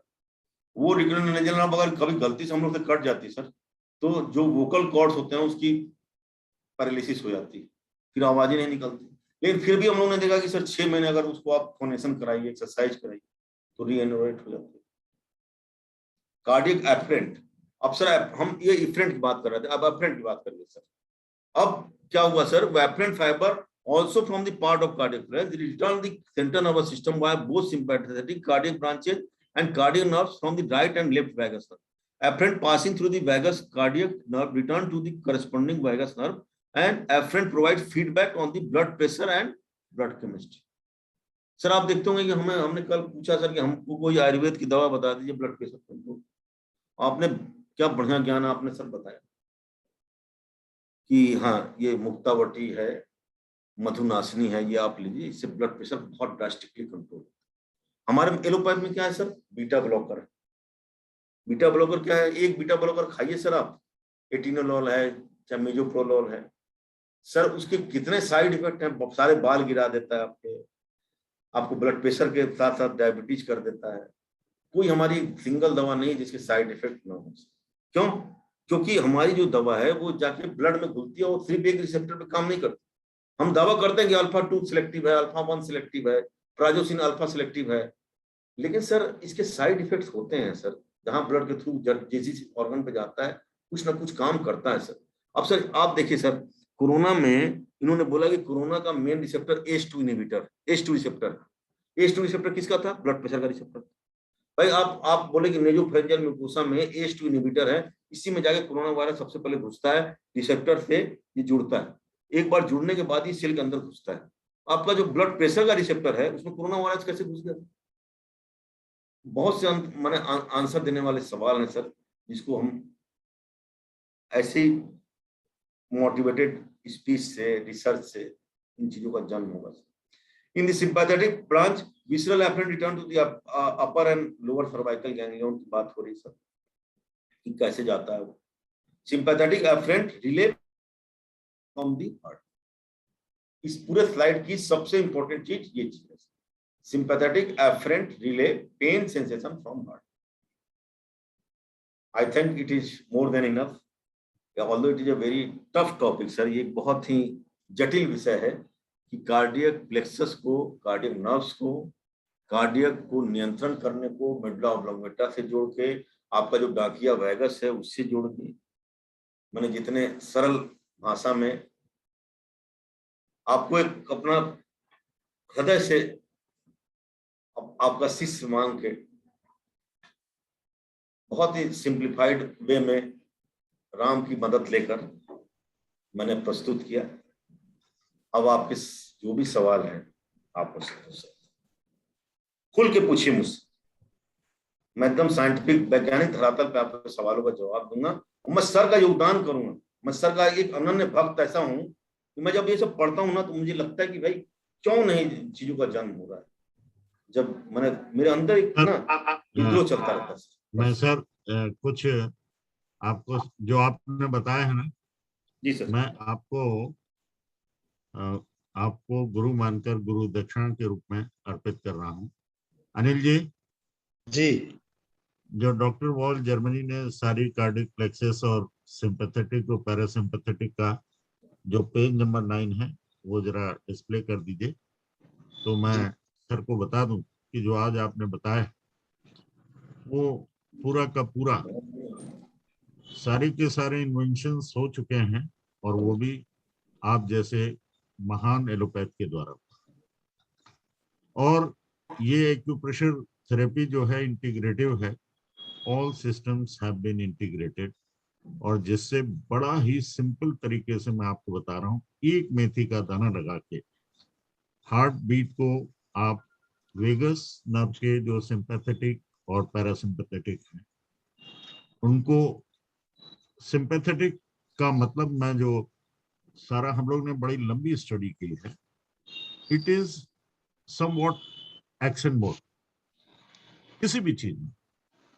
ऑल ऑर्गन्स है, मैं कंटिन्यूअसली पिछले 1.5 महीने से हार्ट की क्लासेस ले रहा हूं, तो ऐसे node, AV node, His conduction और परकिंजी फाइबर्स, इन सब का जो ट्रीटमेंट है, और D4 D5 पे जैसा कि अभी आपने दिखाया, इसको हम ट्रीटमेंट। सर अपना वीडियो ऑन कर लीजिए सर, आपका चेहरा नहीं आ रहा सर। अच्छा ठीक, कर दे।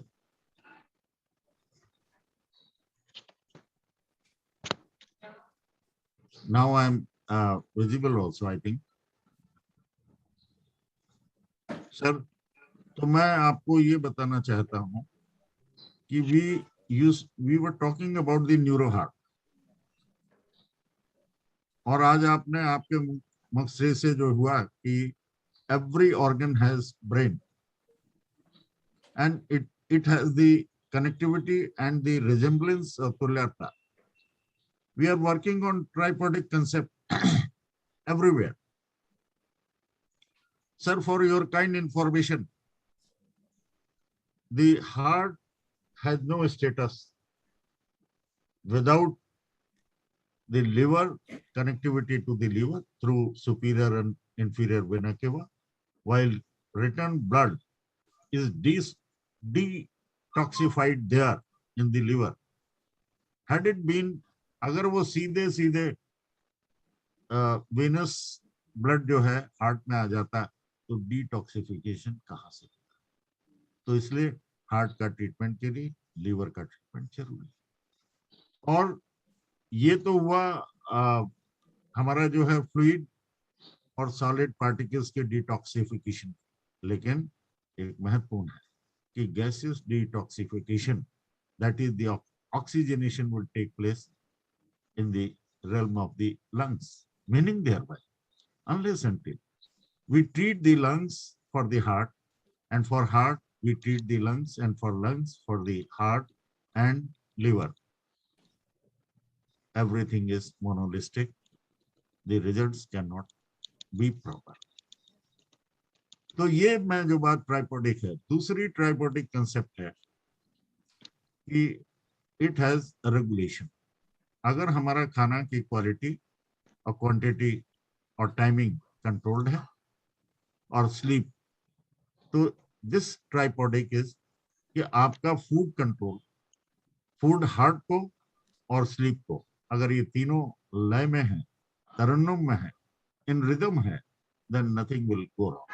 अब देखिए, पहले ये आप 8 नंबर देखिए, ये इसका नीचे करिए अनिल जी जी, जूम कर दीजिए, जिसमें प्लेक्सस वगैरह दिया है। हाँ, ये देखिए सर, केतान सर।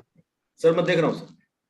अब आपने जो चीजें बताई है, वी हैव सिंगल पॉइंट, एक मेथी का दाना लगा के कार्डिक प्लेक्सस का treatment, that will be there, and this is the first and solitary point of the neuro heart. Another points are the point of the Purkinje fiber or SA node and AV node, उसकी भी हम बात करेंगे। और दूसरी बात क्या है, अब देखिए ये है कहाँ पे, ये मैंने नहीं डेवलप किया है, ये हमने तो कोरिलेट किया है। आप जैसे महान हस्ती जर्मनी के डॉक्टर वॉल, जो कि एलोपैथ थे, और सारे मशीन के माध्यम से, डर्माट्रॉन के माध्यम से एक एक चाइनीज पॉइंट के और एडिशनल पॉइंट सर्च किए। H8 को 4 भागों में बांट दिया। मायोकार्डियम S6 वो कहाँ है, कैसे है? कंडक्शन सिस्टम में 7, that is the most important part of the neuro heart, because you eat neuro, you drink neuro, you provide neuro, and you provide the power supply to each and every. Without any organ cannot revive, cannot have sustenance without the connectivity of the neuro or power supply, because being a machine, it should have the fuel in the form of the blood that is produced by the whole of the GIT, and which is controlled by the different ramifications of the vagus. Nobody can deny it. We have plenty of the points for the stimulation and the calm down, that is the parasympathetic mode. The duality, when there is some, we have to stimulate something. Inactive things should be activated, that we have to put the pressure on the sympathetic mode of the vagus nerve or the peripheral. And when we want to calm down, आप 24 घंटे काम करना है, ये तो कोई तरीका नहीं। तो सिंपैथेटिक को आपने जो है ओवर एक्सरसाइज कराई। What we have to do?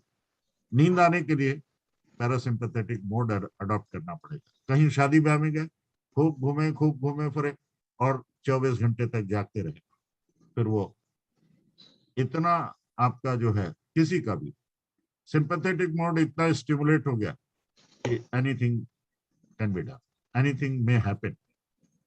Now we have to resort to the parasympathetic, ताकि जो है काम डाउन हो जाए, नींद आ जाए और बिल्कुल फ्रेश। तो मैं आपको हिज कंडक्शन पॉइंट नंबर 7 है, और आपके जितने भी ये रेगुलेशन के लिए पावर सप्लाई में aortic valve is responsible for supply and the distribution of the fresh blood to everywhere, but the point is very simple to treat. And the mitral valve, that is the connectivity, and the this cuspid, bicuspid, that is from the right atrium to the right ventricle, and from there through the pulmonary valve it goes to the lungs, and through the again it returns, and aortic valve is there to distribute it, and tricuspid in between from the lungs to the, that is the whole story. But the important thing is the treatment. It is the triple layered organ: pericardium, that is the outermost surface, inner is the myocardium, and innermost is the endocardium. And whole of this triple layer, if there is a hypertrophy of the heart, that is to be first point to be treated. That is the point of myocardium. You see, that is S6, and aortic valve H9, pulmonary valve H9, and the CMP of the heart. Whether you have breathlessness or anything, whether it is the you are on the road of the cardiac arrest, or this breathlessness or sweating is due to something, some regions are separate there, that may be the आपको gas और उससे पसीना आके बेहाल हो गए, बेहोश हो रहे हैं. So this point, heart CMP, is the diagnostic and the treatment as well. Now I show you all these points कि आपके छोटी उंगली में, आपके छोटी उंगली के इनर पार्ट में कैसे हैं, वो मैं आपको नेक्स्ट इसका दिखाइए. ये सारे के सारे पॉइंट ये देखिए, ये आपके राइट हैंड है और ये लेफ्ट हैंड. ये this point is the point of the not only the stimulation for the treatment of the this pulmonary valve, and this is this on the left side, this is aortic valve point. When there is a kind of regurgitation, all of a sudden fluctuation of the blood pressure, that is true. We have the vital centers in the medulla that will also give, and we have treated.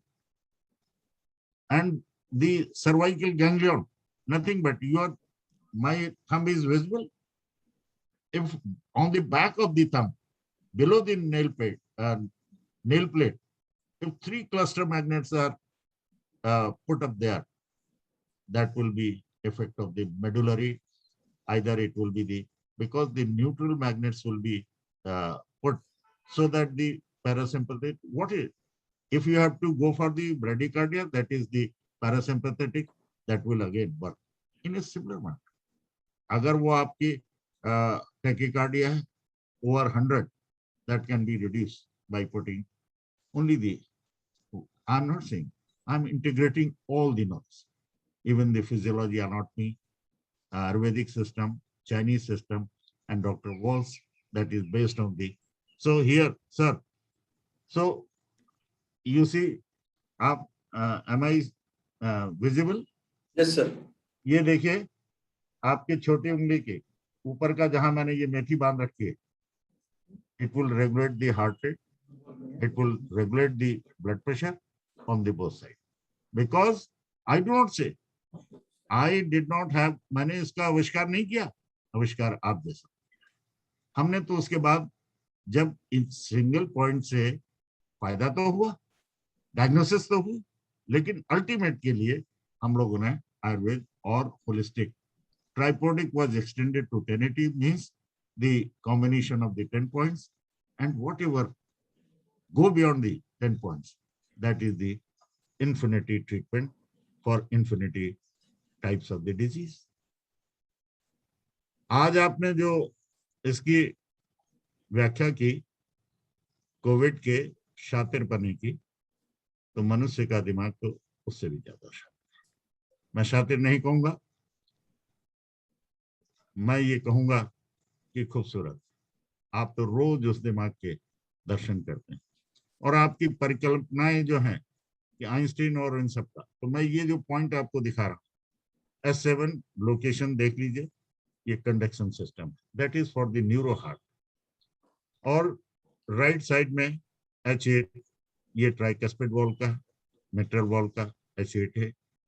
मैं आपको बता दूं, पहला मेरा 2003-04 में एक रिद्धि नाम की बच्ची आई थी, जिसको ये मिट्रल वॉल की स्टेनोसिस थी, बल्कि प्रीनेटल थी। देयर वाज साइनोसिस, उसकी जीभ बिल्कुल नीली रहती थी और बिल्कुल सांस नहीं ले पाती थी। उस समय वो बच्ची बहुत छोटी थी, सर्जरी हमने में थी, और उसको आज भी वो लखनऊ में जीवित है। और पूरी सर आप विजिबल नहीं हो रहे हैं सर, थोड़ा सा। अच्छा, ये लोग डिमांड भी कर रहे हैं।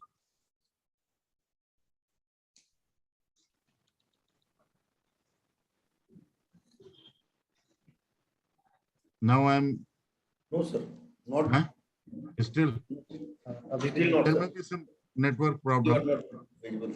लेकिन मेरी आवाज तो आ रही होगी। हाँ सर, आ रही है। अब आप देखिए कि इन छोटी उंगलियों का कमाल, कि पूरी हार्ट का जितने भी 4 चैम्बर्स के रेगुलेटर्स हैं, यानी रेगुलेटर्स मैं वॉल्व को कहता हूं, अगर वो लूज हो जाएंगे, अगर उनका जो है रिगर्जिटेशन हुआ, यानी उनकी मसल्स या कैल्सिफिकेशन हो गया एट द रूट ऑफ, तो what will happen? There will be disturbance of the rhythm, it may be arrhythmia. We can find out the pulse rate and the cardiac force that can be assessed by even the pulse. So यहाँ पर आपने देखा कि conduction system, that is the part of the neuroheart, tricuspid and mitral valve. These are the controller of the circulation part. Pulmonary valve, aortic valve, and again this cardiac plexus is having the connection of the vagus ramification, as you told, phrenic nerve or pura ka pura. This is wonderful. And this serous membrane point, that is the pericardium, H8. This is the triple layer.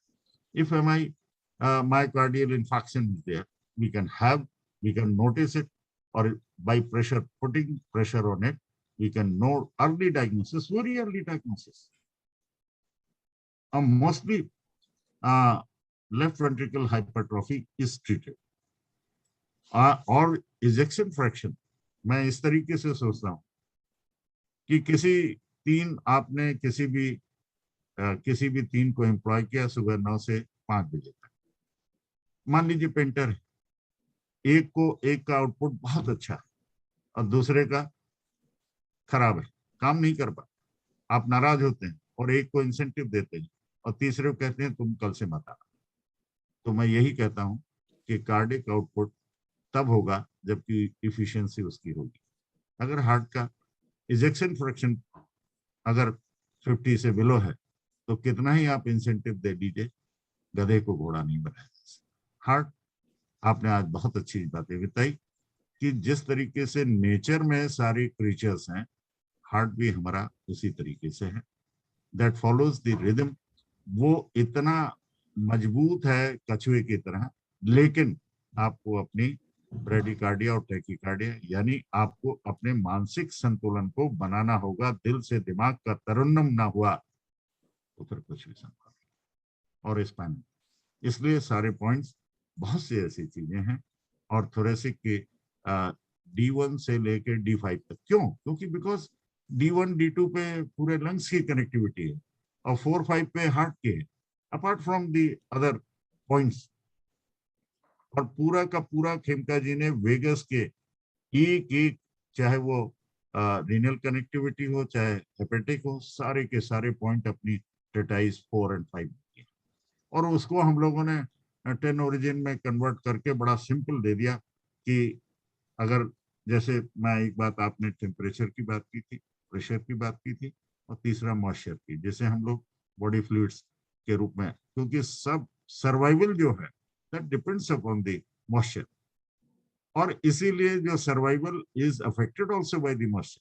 Most of the cases में जितने भी infections होते हैं वो जल के माध्यम से होते हैं, और उनको अगर बिल्कुल समय पे और उनकी टेम्परेचर रेगुलेटेड नहीं हुआ, आप जानते हैं कि सारी दवाइयां आप जो है बहुत महत्वपूर्ण होती है कि 20 डिग्री पे रखना है, 25 पे है, अदरवाइज सब डिके और सारा उनका वो हो जाएगा।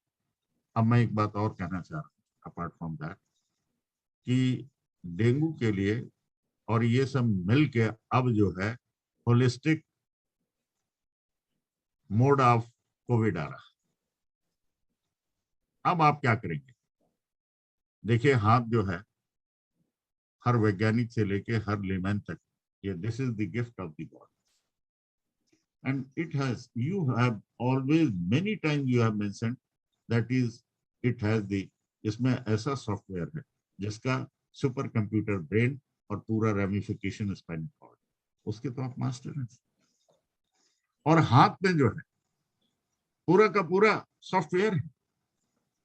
और मैं आपको ये बताना चाहता हूं, ट्राइपोडिक में आपके प्लेटलेट की जरूरत पड़ेगी, हमें जरूर याद कीजिए, हमारे संस्थान को जरूर याद कीजिए, क्योंकि प्लेटलेट के प्रीनेटल बोन मैरो जिसमें अफेक्टेड, मैं उसकी बात नहीं कर रहा, लेकिन ड्यू टू इन्फेक्शन आपका जो है टीएलसी डीएलसी में प्लेटलेट अगर अफेक्टेड है तो केवल 8 पॉइंट्स बोथ रिंग फिंगर में लगते हैं, और वैसे ही जैसे ही ब्लड में टेम्परेचर नॉर्मल होता है तो प्लेटलेट मरना बंद हो जाते हैं, और वो अपने आप 50 से 150 लाख 24 आवर्स में, इसलिए डेंगू जो हमारी केस हिस्ट्रीज में, जो आपने कहा ना कि जब हम ट्यूमर को मेडुला के उसमें, देखिए मेडुला पे तो हम केवल ट्यूमर की बात नहीं करते, इसमें तो सारे वाइटल सेंटर्स हैं, हिकअप सेंटर है। अगर आप देखते हैं कि किसी को हिचकी आना शुरू होगी तो 24 घंटे आती रहती है, उसमें मैनेजमेंट न्यूरो का काम आता है। तो मेडलरी उस पे अगर uncontrol anything which is uncontrol, जैसे शुगर है, उसका भी मेडुला का पॉइंट, डॉक्टर वॉल ने मेडुला बताई, मेडुला का पॉइंट जब बताया तो हमें मेडुला पढ़ना पड़ा, और इतनी ज्यादा पढ़ना पड़ा तो फिर उसके बाद हमने देखा कि उसी से रेस्पिरेटरी, और उसी से अनकंट्रोल ब्लड प्रेशर, उसी से अनकंट्रोल रेस्पिरेशन, उसी से अनकंट्रोल हिकअप, और उसी से अनकंट्रोल डायबिटीज, और इवन आपके जो है वोमिटिंग, जैसे कि लॉस ऑफ द इलेक्ट्रोलाइट्स ना हो जाए और फिर डेथ बेड पे ना पड़े, तो उसके भी पॉइंट्स। लेकिन हम लोग ये क्लेम नहीं कर सकते और ना ही करना ही चाहिए, क्योंकि परमात्मा ने असीम शक्ति दी है तो असीम विकार भी दिए, और ये हमारी यात्रा जानने के लिए थोड़ा बहुत कुछ जान पाए, और ये आपकी का बड़प्पन है, महानता है कि आप अपने व्यस्तम समय निकाल कर, मैं हमेशा यही कहूंगा, ये जो दोबारा आपने खेमका जी की इस परंपरा को शुरू किया, इसका सारा क्रेडिट नहीं, सारा श्रेय आपको जाता है कि आपने बार बार कहा कि अग्रवाल जी सर ये बुद्ध की क्लास होनी चाहिए, और हमारे साथियों ने आज भी मोर देन 500 तो आपके इस पे थे जूम पे, और मोर देन 600 पूरा ग्लोबल आपको सुनना है। मैं कितना ही कहूं कि ये न्यूरो हार्ट इन्होंने देखा है, सब जानते हैं, लेकिन जो आपके, और आपने इसको बिल्कुल एनाटॉमी और फिजियोलॉजी के साथ बताया, मैं आपको बारंबार जो है प्रणाम करूंगा, और बारंबार आपसे चाहूंगा, यू आर वर्दी टीचर, आपके समझाने का, आपका बताने का, और हम हमेशा इस बात के अपेक्षी, जब भी आप समय देंगे। और हमारे आज मैं समझता हूं कि पूरे देश में एक्वोथेरेपिस्ट आज आपको सुनकर बहुत ही गौरवान्वित महसूस कर रहा है। और आप कभी भी उनकी परीक्षा ले लीजिए, ये जितने भी आपने बातें बताई हैं ये सारी चीज जानते हैं। मेडुला का क्या फंक्शन है, क्या रोल है, वेगस नर्व और 12 क्रेनियल नर्व का हमारी किताबों में, क्योंकि हमारी किताब कुछ नहीं, ये सारा का सारा फिजियोलॉजी एनाटॉमी से लेके कोरिलेट किया है चाइनीज सिस्टम से, इलेक्ट्रो एक्यूपंक्चर से और आयुर्वेद से। आयुर्वेद में तो सीन है, that is the mother nature and having all this systems. जो आपने मुक्तावटी और मधुनाशनी की, वो हमारा नेचुरल केमिकल्स है, नेचुरल। और ये जितने भी आपने मुझे जो है पेरिफेरल न्यूरोपैथी के लिए गैबारॉन दिया है, ये सुपर डुपर केमिकल है, that is super duper chemical made out of so many chemicals. लेकिन इंटीग्रेटिव ये है, न मैं ब्रह्मा हूं न मैं भगवान हूं, उसी तरीके से मनुष्य हूं, सारी बीमारियां। और लोग कहते हैं कि आपके पास बीमारी आने से लोगों को बड़ा फायदा, एक्यूप्रेशर इज इंटरेस्ट। जितनी बीमारी आती है उतने प्रोटोकॉल नए नए आते हैं।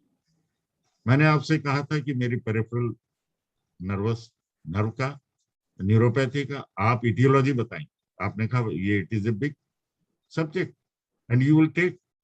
ये मैं आपको बता दूं, 15 वर्ष पहले मुझे अटैक हुआ था, रात के 11-12 बजे अनकंट्रोल्ड हुआ था। उसी दिन से हाथ में ये धीरे धीरे नमनेस आना शुरू, और ये कोविड के उसमें पैर में भी हुई।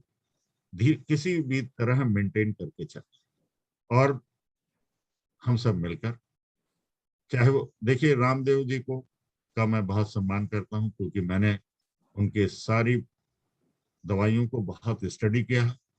और कॉन्स्टिपेशन 90% लोगों को मैं खुले मन से कह रहा हूं कि दिव्य चूर्ण पे लेने पे, बहुत बड़े बड़े सेलिब्रिटीज और डॉक्टर्स ने कहा कि हमारी जितनी भी दवाइयां हैं उसकी तुलना में ये बहुत सस्ती और सो इफेक्टिव कि जिसकी आप कल्पना नहीं कर सकते।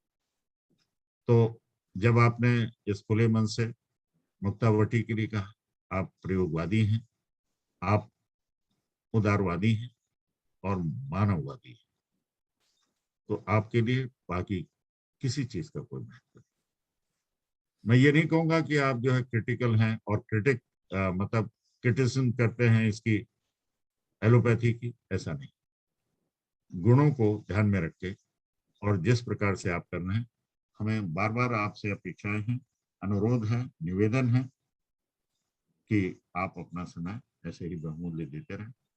और ये जो आपने अभी पीपीटी दी है, इसकी चर्निंग हम लोग अगले 5-6 बुध में करेंगे, और उनको अनेक एंगल से बड़ा सिंपल कि चलते फिरते, देखिए मैं ये आप अगर दिख रहा हो तो ये कलाई जो है, जब भी कोई इमरजेंसी हो तो दिस इज, देखिए ईश्वर ने जितने राउंड शेप दिए हैं, चाहे नॉस्ट्रिल है, चाहे आंख है, और चाहे आपका मलद्वार है, और चाहे मुख द्वार, इसमें सारे ये जो कॉन्ट्रैक्शन और एक्सपेंशन होता है, चाहे मलद्वार में हो चाहे ओंठ में, ये सारे के सारे ब्रेन से कनेक्टेड और न्यूरो से कनेक्टेड है। अगर आप पाइल्स का इलाज करना चाहेंगे तो हमें ट्राइपॉडिक करना पड़ेगा। ये लार्ज इंटेस्टाइन के लास्ट पार्ट का, एनल कनाल के और एनस के नहीं, रेक्टम, एनस और रेक्टम कनाल प्लस उसकी जो लंबोसेक्रल से connectivity, that we have to C.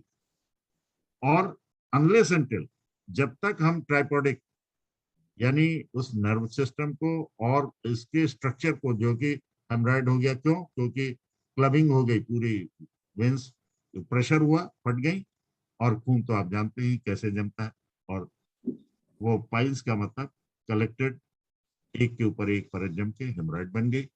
Surgery कराते रहिए, लेकिन बिना सर्जरी, हमें तो आप ऐसे ही ज्ञान देते रहे, आपकी सर्जरी विदाउट नाइफ आपको समर्पित है। बहुत बहुत धन्यवाद, आपका आभार।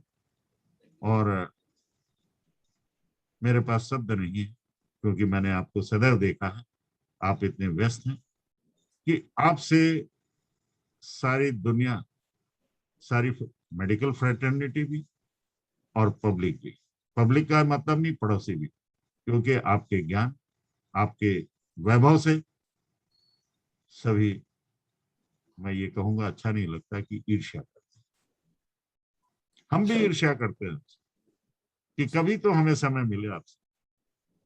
और ये ईर्ष्या जो है, ईश्वर आपको ईश और आशीष देगा। जितना आपको परेशान करेंगे, आपने अपने भाइयों की जान बचाई है, अपने परिवार के लोगों की, और कोविड में लिपट कर आलिंगन करके मुंह से मुंह का रेस्पिरेशन, तो मैं ये नहीं कह सकता कि आप वजर बने, लेकिन ईश्वर आपका अच्छा करे। There some participants are raising hand to ask some questions, sir. हाँ sir, sir please please. We should give them time to. Yes yes. You have any question, just ask. हाँ, जिनको भी सवाल पूछना हो डॉक्टर प्रकाश खेतान साहब से, वो रीनेम अपना हैंड रेज करें।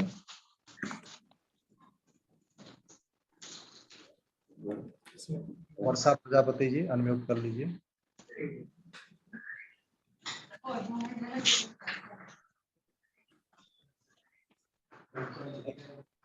Question है? Rajkumar ji, Is there any question? Hemraj ji, unmute कर लीजिए। आप लोग ऑडियो वीडियो ओपन रखिएगा। सर प्रणाम सर। हाँ। सर अग्रवाल सर से मेरा मुझे जानकारी चाहिए। मेरी वाइफ का सर राइट ब्रेस्ट में नोड है, जहां बच्चा दूध पीता है उसके ठीक बैक साइड में वो नोड पता लगता है, तो उसके लिए सर मैं ट्रीटमेंट चाहता था। जी सर तो मैं, आवाज मेरी आ रही है? सर आ रही है। आज एक बेंगलोर की लेडी को टेनिस बॉल की तरह ब्रेस्ट में जो है बहुत बड़ा ग्रोथ थी, उसका जी। ट्रीटमेंट हुआ, लेकिन उसे एक्सिलरी नोड से कनेक्टिविटी होने के कारण, तो ऐसे आप ना करें। हेल्प एंड हेल्थ आपके लिए है, आप अपना सारा केस भेज दीजिए, हम आपको समय देके ट्रीटमेंट बताएंगे। सर लेक्चर से रिलेटेड कोई क्वेश्चन हो सर? हाँ, यही मैं कहना चाह रहा था। हाँ, आज जो है फॉरगेट जेपी अग्रवाल, क्योंकि बड़ा मौका है, हमें अवसर है फिर मैं निकलूंगा कि सर। खेतान सर से आप लोग अपनी बात, अपनी जिज्ञासाओं का शमन। ठीक है, थैंक यू सर।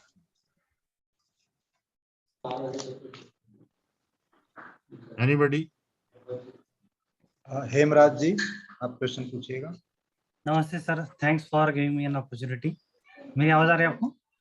हाँ हाँ सर, मेरा डॉक्टर जी से एक क्वेश्चन है कि हार्ट में एक बार सपोज कुछ ब्लॉकेज के टाइम में एंजियोप्लास्टी या बाईपास करते हैं, suppose I am taking the example of angioplasty, तो उसमें जो स्टेंट डाला जाता है, राइट, और उसके बाद में भी रिस्टोनोसिस जैसे कुछ प्रॉब्लम्स होते हैं फ्यूचर में, तो यदि वो स्टेंट निकालना रहेगा तो उसके लिए कुछ फैसिलिटी अभी मॉडर्न साइंस में अवेलेबल है क्या, और नेचुरल तरीके से पेशेंट को आगे का लाइफ बिताना रहेगा और स्टेंट के बिना बिताना रहेगा, क्योंकि स्टेंट डालने के बाद में मेडिसिन लेना फिर कंपलसरी हो जाता है। So if patients wants to avoid all this things and live the natural life with proper diet, then what is the solution for that? there is a huge chance of re-stenosis in the stent. Nowadays we are lots of technique to dissolve the that deposited cholesterol or stenosis with a balloon. We have a technique of balloon catheter by which we will also take out the stenosis also. We can in situ dissolve it, and sometimes we can change it also. But these are very medicated nowadays. Modern stents are coming, and there is less chance of reblockage. If it is blocking, then we have surgical treatment to reopen, re-clearance of the pathway. Right now we have possible.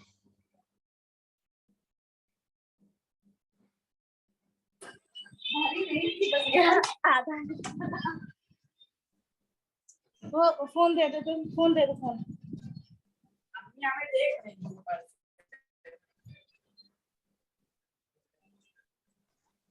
वर्षा जी, आपकी आवाज ठीक से नहीं आ रही। Anil ji, next हाँ case. Sir, जी sir, नमस्ते। Hello. हाँ बोलिए वर्षा जी। सर सर मुझे ये पूछना था, मुझे स्पाइन में प्रॉब्लम है। मैंने आपका ट्रीटमेंट भी लिया है इलाहाबाद में, जीवन ज्योति में जब आप थे। तो बहुत पहले मुझे L5S1 का स्लिप डिस्क था जो अभी भी ठीक नहीं हुआ है। उसके बाद मुझे सर्वाइकल में 3 जगह पे है, C3, C4, C4, C5 और C5, C6 में बोले बहुत ज्यादा वो एक्सट्रोवर्टेड हो। तो क्या इन सब की वजह से भी हार्ट में कोई प्रॉब्लम आ सकती है? हाँ बिल्कुल आ सकती। क्योंकि मुझे पहले नहीं होता था, बट अभी कभी कभी होता है। लेफ्ट साइड मुझे हाफ चेस्ट और बैक लेके मेरे लेफ्ट हैंड में अचानक से बहुत पेन होने लगता है। तो हालांकि मेरी मौसी भी हैं और मैंने थोड़ा बहुत जानने की कोशिश की है एक्यूप्रेशर के बारे में, तो जो हो पाता है उसके थ्रू मैं ट्रीटमेंट करती हूँ, उससे आराम मिल जाता है। पर मुझे यही जानना था कि इसके लिए मुझे मतलब एक बेटर लिविंग में कैसे जी सकती हूँ इन सब के साथ में। Only with the lifestyle modifications like some exercises, physical exercises, इन सबको करके, है ना। और आपको ये देखना है कि जो सर्वाइकल रेडिकुलोपैथी होती है अगर लेफ्ट साइड में है तो it is very similar with the chest pain. Okay. 99% case में वो हार्ट अटैक या चेस्ट पेन नहीं होता, सर्वाइकल रेडिकुलोपैथी होती है। आपके केस में it is A cervical radiculopathy and ये तो आप फिजियोथेरेपी वगैरह से ठीक कर सकती हैं। And since you have other issue, try to take medicine as less as possible. ठीक है सर, ठीक है, बहुत बहुत धन्यवाद sir, thank you. Ravindra ji आप अनम्यूट करिए। Namaste sir, good evening. Sir, I am Ravindra from Bangalore. First of all, Sir. hearty congratulations for the very mature class. We have enjoyed the session. Sir, I got one question that is regarding IVD, inferior vena cava dilation, and diastolic dysfunction and pulmonary hypertension. Are they interrelated or separately it can happen? Yes, sir. Can you please throw some light on? These are interrelated, sir. The all things are Interconnected. Definitely. Sir, can you please throw some light on IVD, sir? Inferior vena cava dilation. What happens if it happens? Sir, IVD. IVD. Hello. Sir, I'm not getting your voice clearly, sir. Just ask your question, pinpoint question. Okay. It should be very clear, sir. At what topic I have to answer it. Just tell me, sir.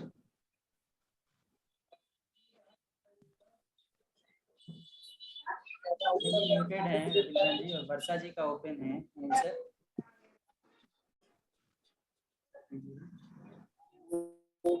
मजा ले नहीं सकते।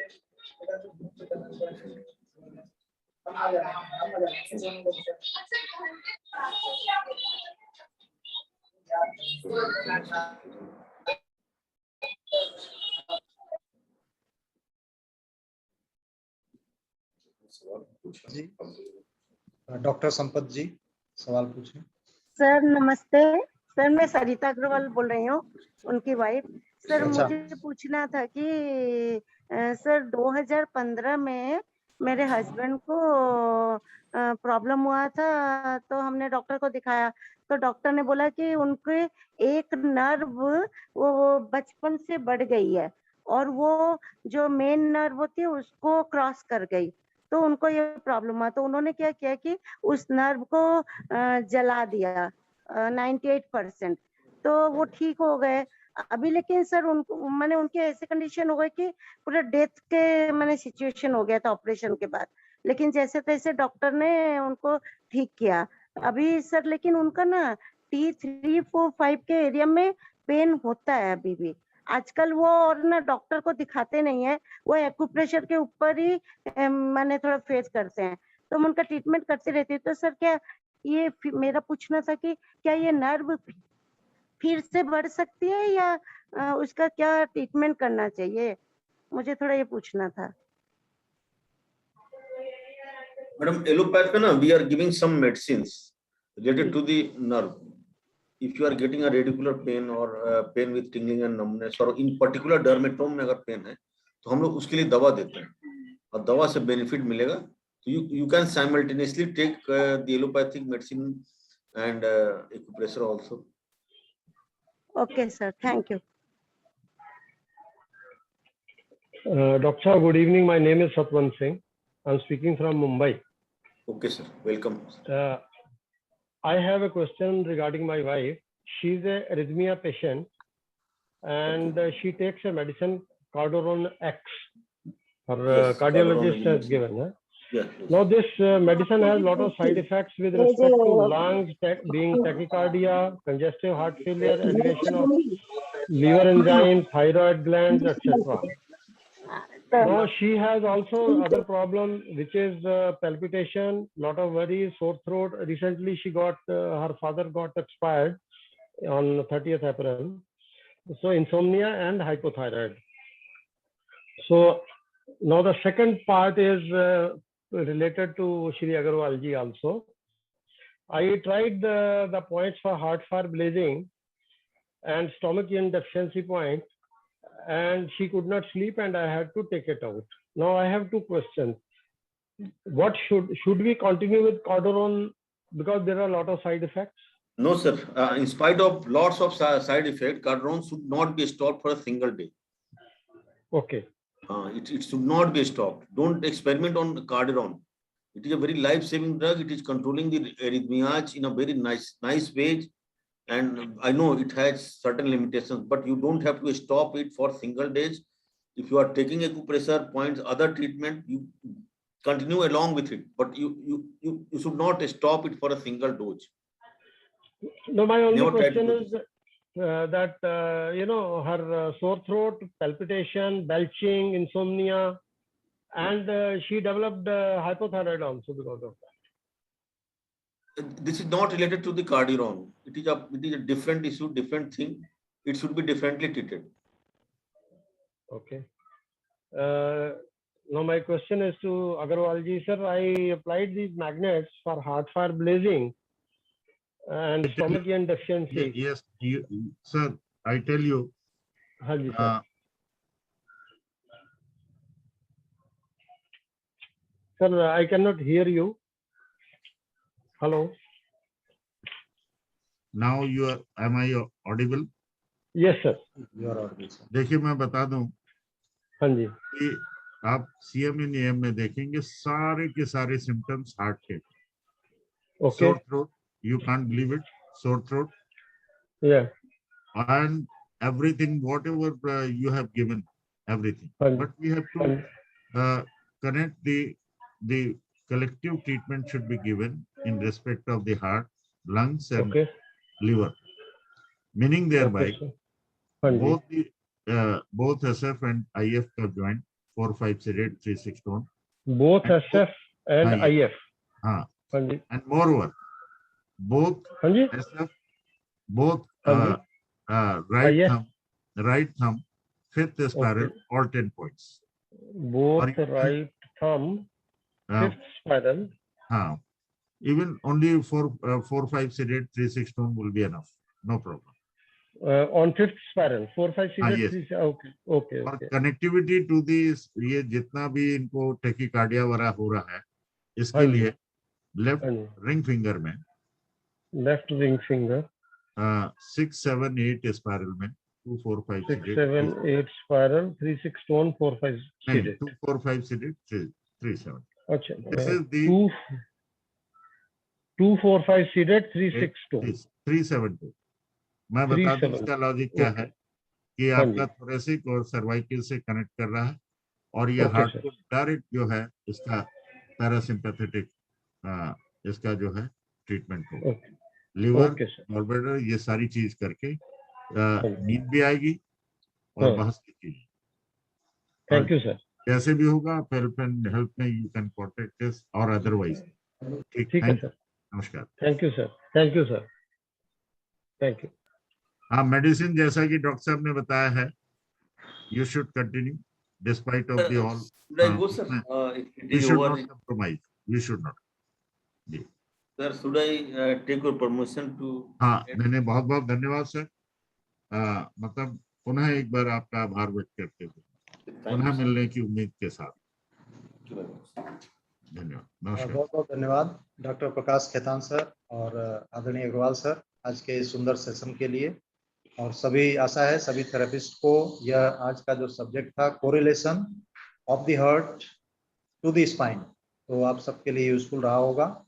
और पुस्तक परिचय श्रृंखला में आज केस मैनुअल है, केस मैनुअल उसकी स्क्रीन शेयरिंग आपसे कर रहा हूं, वो आप देख सकते हैं।